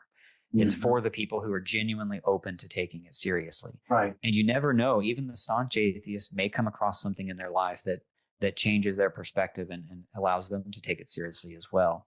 And so, I think you're right. There are multiple reasons I think that people would claim the title atheism. Most of them aren't true atheists. Some of them are. Some of them, like you mentioned, Alex O'Connor, there are people out there who have taken it seriously, looked at it deeply, and still come to the conclusion that there is no God, or they're more agnostic about it. They come to the conclusion that there's more evidence that there's no God than there is more evidence that there is God. And so one of the things that I recommend for people when I'm having conversation is don't watch TikTok videos about this. Don't watch the short form videos. If you're really curious about this, watch formal debates from atheists versus Christians. Yeah. Those are good resources because these are people who are both sides are making the case and they're taking the question seriously. And so I think that's more beneficial than just social media videos. Very difficult to do. We are all bigots to a degree. When we hear the word bigot, we think, racist or whatever. And I always say to people, well, not necessarily. I'm a comic, so words are very important to me because that's how I make a living, is looking at words and using them hopefully to make a point in a funny way, but hopefully in a poignant way. And I've always said whoever controls the words controls the people because the word is creative. It's the one that kind of gives us access to what is true. I like what you said about, they see the evidence and they just sort of discard it, but they think they're doing that with objective evaluation. Well, they're not. They're bigoted towards a closed system. There is nothing outside the material world. And that's fine, Michael, because I'm bigoted towards a transcendent system. I'm bigoted towards a theistic system. In other words, you're not going to change my mind because it's my foundation. So in that regard, I can't fault them for being true to their faith. At least they're having the courage, to be honest. Heck, I've even seen Penn Jillette, who's a missionary for atheism, say a guy who was witnessing to him and he said, hey, good for him. I mean, what kind of a Christian would you be if you didn't try to get me saved? If you take it seriously, wouldn't you come to me like that? And what I think that the atheist misses, and I really am convinced it's why they don't perceive what those of us who believe in God see. It's not because they don't see the same evidence, because it is the same evidence. We're not giving them a different perspective than what I see. What they've done is they've misinterpreted it. For example, Richard Dawkins said, that, I'm paraphrasing, the universe is something that gives the appearance of design, but isn't designed. So what he's saying is, we see design. Okay, what does that mean? It's not designed. Well, wait a minute, though. If we see, isn't that how the scientific method works? We see something and we think there has to be a cause to that conclusion. Why would you, in every other aspect of your life, see design and know there was a designer, except in the single most important moment of design in human history, the universe, everything that makes us be us? And I've said this to people before in my show. The universe is beyond belief in its size. And people say, we're just this little speck. We're just nothing. Compared to the size of the universe, and the universe is out there and all the stars, and we're nothing compared to that. And I said, I'm going to tell you something. You're right. The universe is incomprehensibly large, huge, amazing. Compared to it in size, we are tiny, tiny, almost. There's not even a number to calculate how small we are compared to what's out there. I said, but that being said, there is one thing different about us. There's one thing this giant, vast universe has never done. It has never taken a moment to stop and contemplate me. Right. I'm the only one that knows there is an incomprehensible universe. I'm the only one that invented telescopes to measure the incomprehensible universe. I'm the only one that created satellites to seek to find the chemicals and the radiations and the red shifts Only I can draw conclusions around, because it doesn't know it's here. So if the only thing that exists that knows it's here and can draw conclusions of meaning is me, then I'm way bigger than the universe, because it doesn't know it's here. Right. I'm bigger. Exactly. I'm beyond belief bigger. I'm like my own universe in complexity, because I can contemplate Venus. It can't reciprocate. So my point is that but because the atheist, I think, fears philosophy. I think it was Dawkins, probably Stephen Hawking. Oh, philosophy is dead. It's not dead. You use it all the time. You don't like it.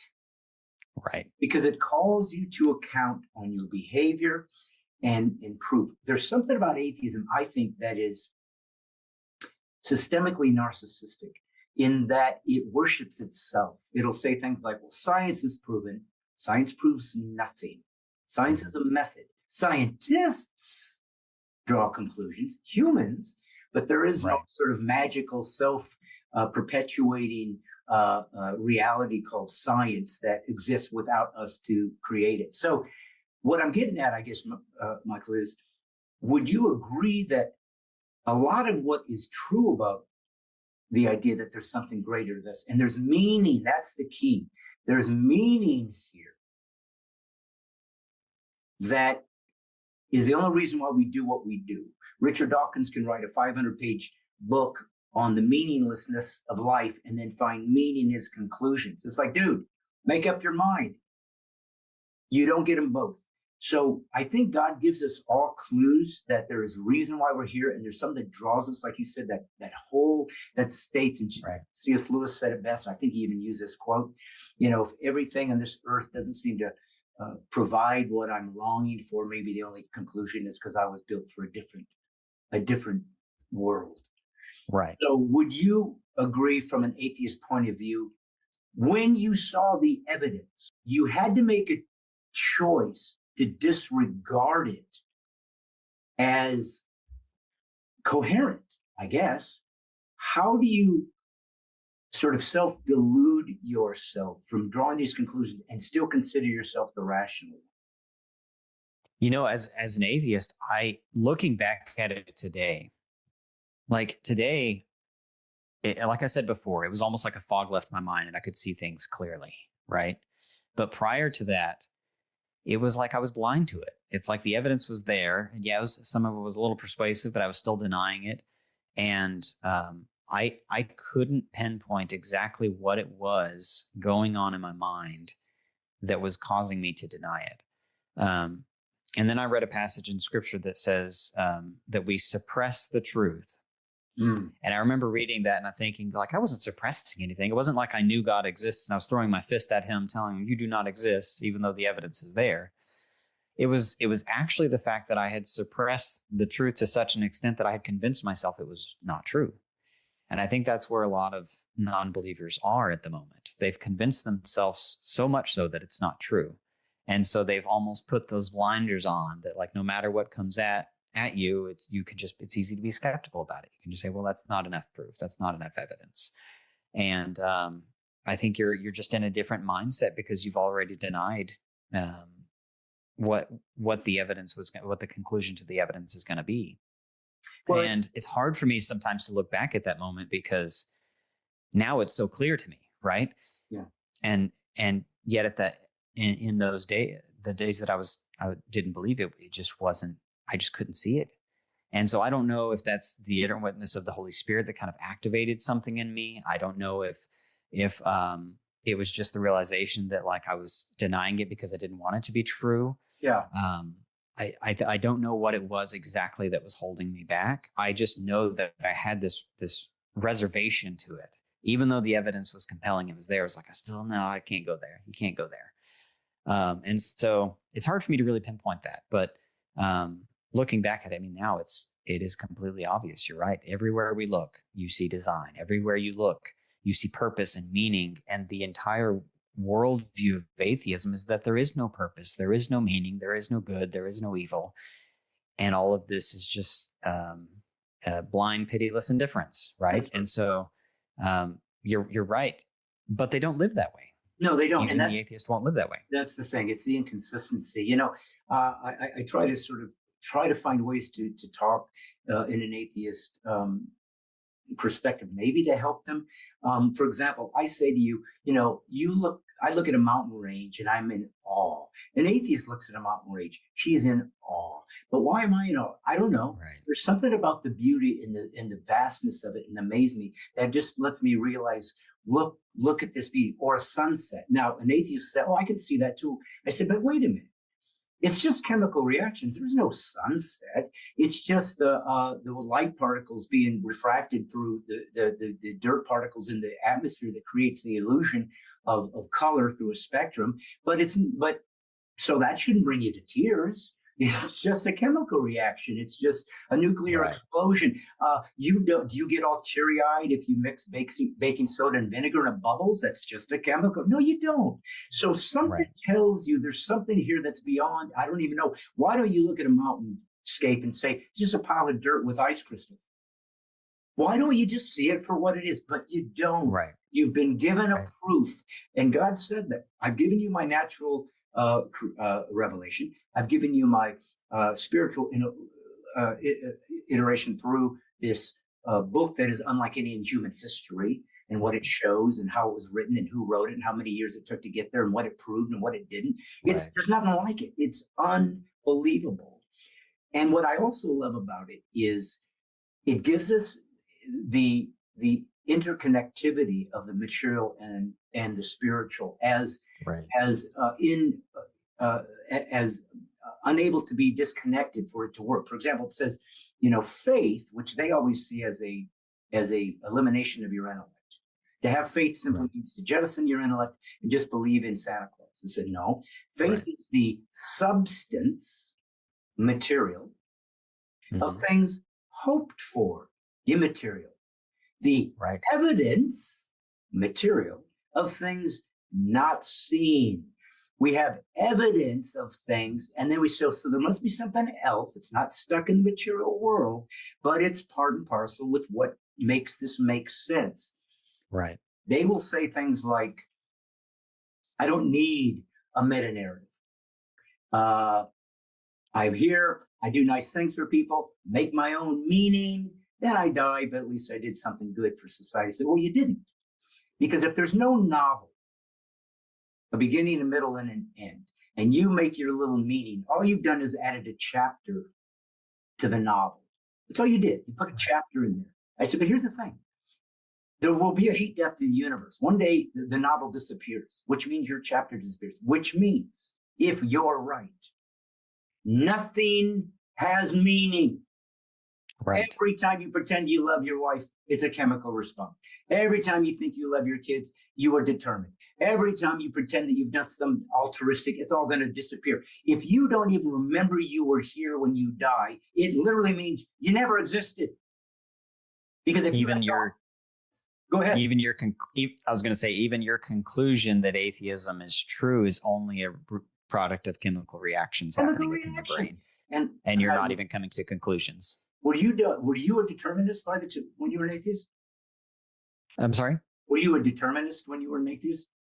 I hadn't thought deeply enough about the topic to even broach the subject. I think that I kind of stopped at just God doesn't exist. I didn't think about determinism. I didn't think about free will. I didn't think about good and evil. Like, all of these things weren't even in my mind whenever I was a self-claimed atheist. And that's why, even looking back at it today, I probably wouldn't even consider myself an actual atheist. I would have been more of just someone who wasn't convinced or agnostic about it, even though I would take the title of atheism. That's what I mean by, I think most people out there are not actual atheists. Yeah, I think so. I think there's a certain status to claim atheism. You feel like you are an outlier, you're a maverick.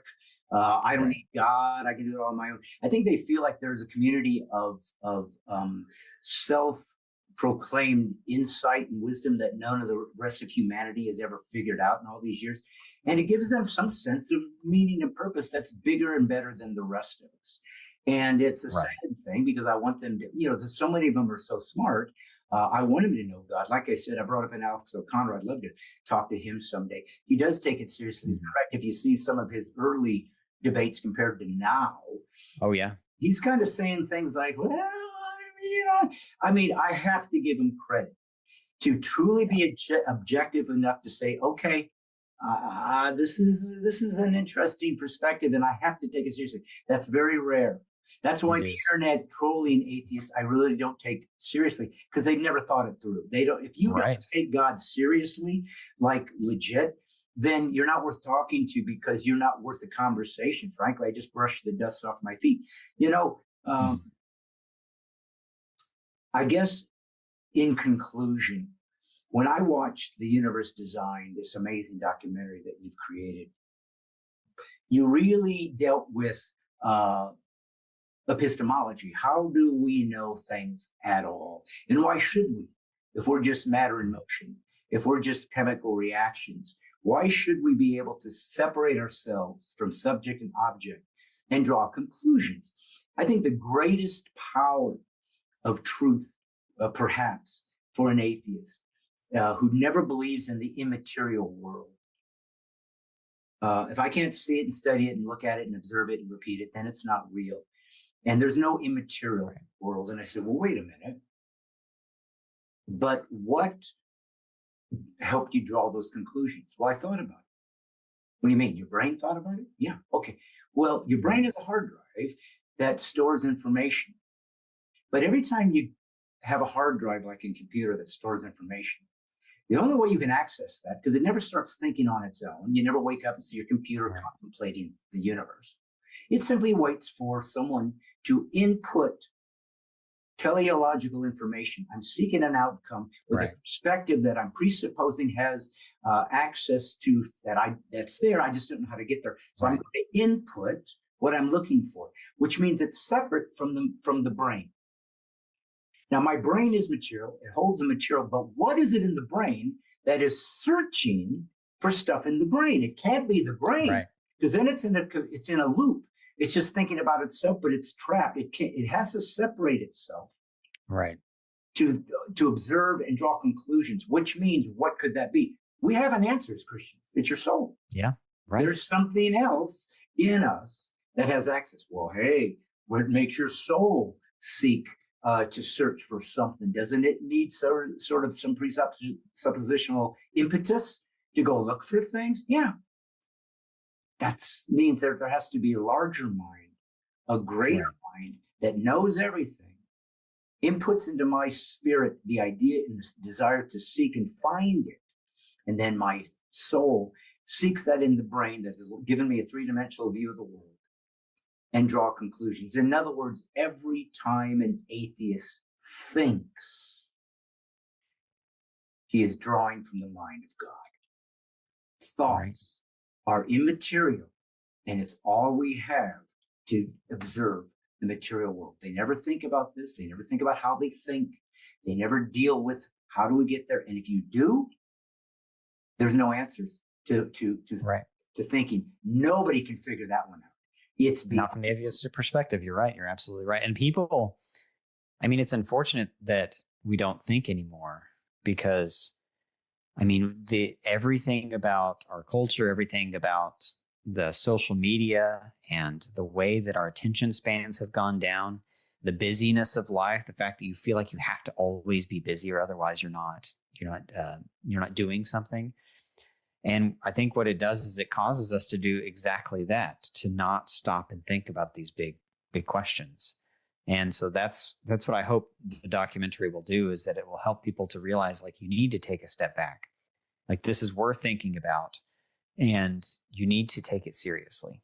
Well, and so many people in the atheist community never look at the deep, new research and information in the scientific realm that deals with intelligent design, that deals with neo-Darwinism, and how it doesn't work, and they have to read it. They don't think that way. They just think, oh, this has been long ago proven. One thing I think would be amazing about taking the Universe Design documentary, folks, if you're listening or watching, is bring your skeptical friends and watch it together. But here's the biggest thing to them. they're going to be told given information that's going to refute some of the presuppositional beliefs that they have about evolution, macroevolution, which doesn't make any sense. It doesn't work. And the design, how incredibly amazing that is, to such a degree that they've actually had to postulate multi-universes, which would be basically that's unprovable, which means they're basically replacing God, a logical answer, for something material that still doesn't have any reason to exist. We have to still decide, where did that one come from? So they have no conclusion. They have no starting point. They have no unmoved mover like the Christian does. Doesn't make it true. It simply means that we have a logical answer that at least fits a rational perspective. So let me ask you this as we get ready to wrap it up, Michael. I guess if people were to watch this video, and it has so much, it talks about the beginning of the universe. It talks about the fine tuning. It talks about design. It talks about Christ as the God-man, the most influential human being that has ever existed on earth. Our calendar is based on when he died and rose again. I mean, everything in what used to be called Christendom that created the most egalitarian world in history, given the most value, the most human rights, things that never existed in any other culture until Christ came, to prove that there's value to this that's beyond anything else we've ever been able to conjure up. They try to steal that and say it was Enlightenment thinking, but of course that is not the case. They're so immersed in Christianity, they can't even see where their ideas were given substance. But if we were kind of to sum it all up, and you were to kind of give people, let's say, a Christian reasons to watch and where you think they can get help, and then start a reason for an atheist who at least has the courage to seek the other side, give two different answers so that we can put this out. Why should a Christian watch this documentary, Universe Design? And then why should an atheist watch Universe Design? So for Christians, I'm going to give you a perspective. When I gave my life to Christ and started attending the church, one of the things that I realized is that 90% of the Christians I was interacting with had no idea about this evidence. Because of that, they were not out having the conversations about Jesus. And the conversations that they were having were gospel handouts, right? And so they weren't the deep conversations that I think we need to be having, because one, they're either afraid they're going to get asked a question that they don't know. They don't have that foundational basis for why they think that it's actually true. In fact, when I would interact with Christians, I would often challenge them by asking them the question, why do you believe this is actually true? And some of the answers I would get were maybe sufficient reasons for why they believe it, but they weren't sufficient reasons to show why it's actually true. And so that's what I hope this film will do for Christians, that this will encourage you, to help you to realize we need to be able to answer these hard questions. And the film is not an exhaustive apologetic training. What the film will do is it will get you excited about wanting to go and do the research on apologetics, on giving the defense for why you believe that it's true, and equipping yourself to have those conversations. But it is a resource for you so that whenever you are out having those conversations, people may not read through a full book, but maybe they'll watch a film. And so you can recommend people to watch the film. You can invite people to watch the film with you. You can ask your church or your pastor to screen the film. I have a church screening license on the website that you can use, and that allows you to screen the film for up to a year and get people watching it, get them excited about it, and then go and do the research and start taking classes on the evidence. On my website, I've actually even given you a resource tab that has all the ministries from all the people who are in the film, that have so many training resources, so many books that you can read to really equip yourself to answer those hard questions, because most non-believers out there are going to have a lot of questions. And I think it's commanded to us in Scripture to be able to answer those questions. Amen. To be able to give a defense. Amen. And for the non-believer, my hope is that you will at least be open enough to take a second look at Christianity. You may have been hurt by Christians. You may have been hurt by the church. You may just genuinely not think that any of this is true or that it's all nonsense. But the reality is, I can almost guarantee that you just haven't looked deep enough into it. You haven't taken the time to take it seriously. And so my hope is that you will watch the film and it will spark something in you. One of the books I read that has always helped me in conversation is called Tactics by Greg Koukl. Yeah.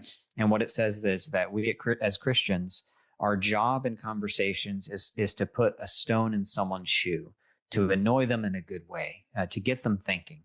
And so this film is my hope that this will be that stone in your shoe to get you thinking and to realize you need to take this seriously. You need to take a second look at it. If you've taken the time and looked at the evidence and still come to the conclusion that it's not true, at least you've taken the time to take it seriously. And so that's what my challenge is for the non-believer. And don't stop at the film. Again, that resource tab is for the non-believer as well. There are tons of books that you can read if you're really interested in diving into the topic. But that would be my hope for believers and for non-believers. If an atheist decides to accept Christ as his Savior, what will he have to lose? So I actually ask this question often to atheists. One of the things that I ask them is I'll look them in the eyes and I'll say, you've seen the evidence. And some of them will even say, it's pretty compelling, but they're not ready to give their life to Christ. And I'll ask them, what are you afraid to lose? Because I had to ask myself this question. What are you afraid to lose if you give your life to Christ?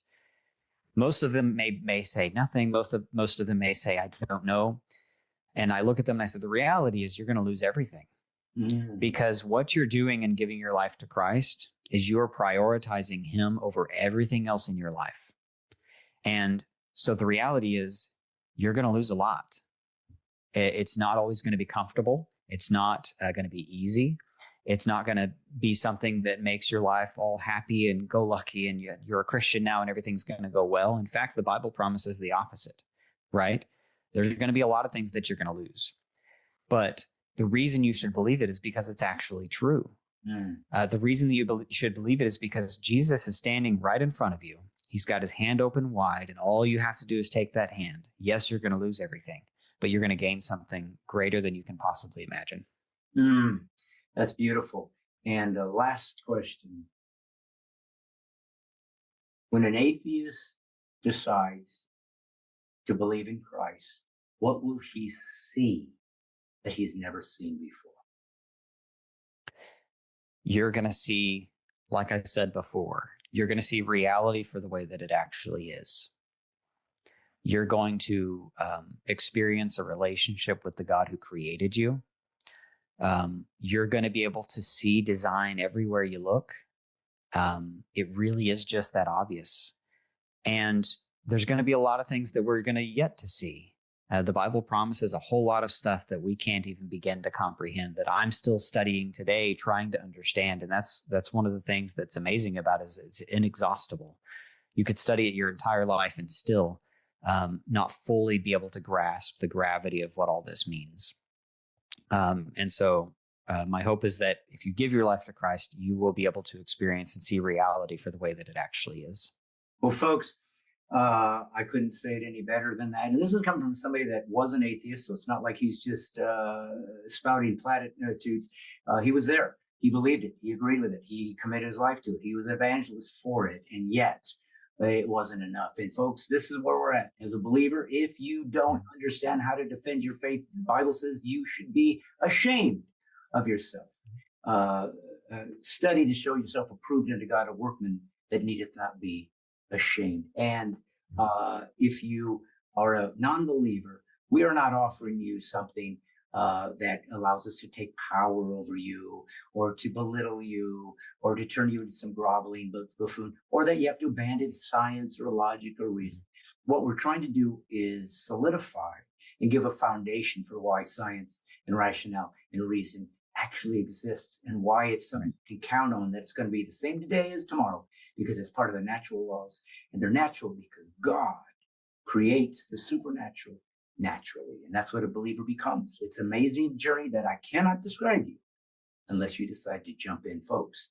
This has been Michael Ray Lewis. Please get The Universe Designed. Watch it, Bring it to your friends. If you are church, please get it and show it.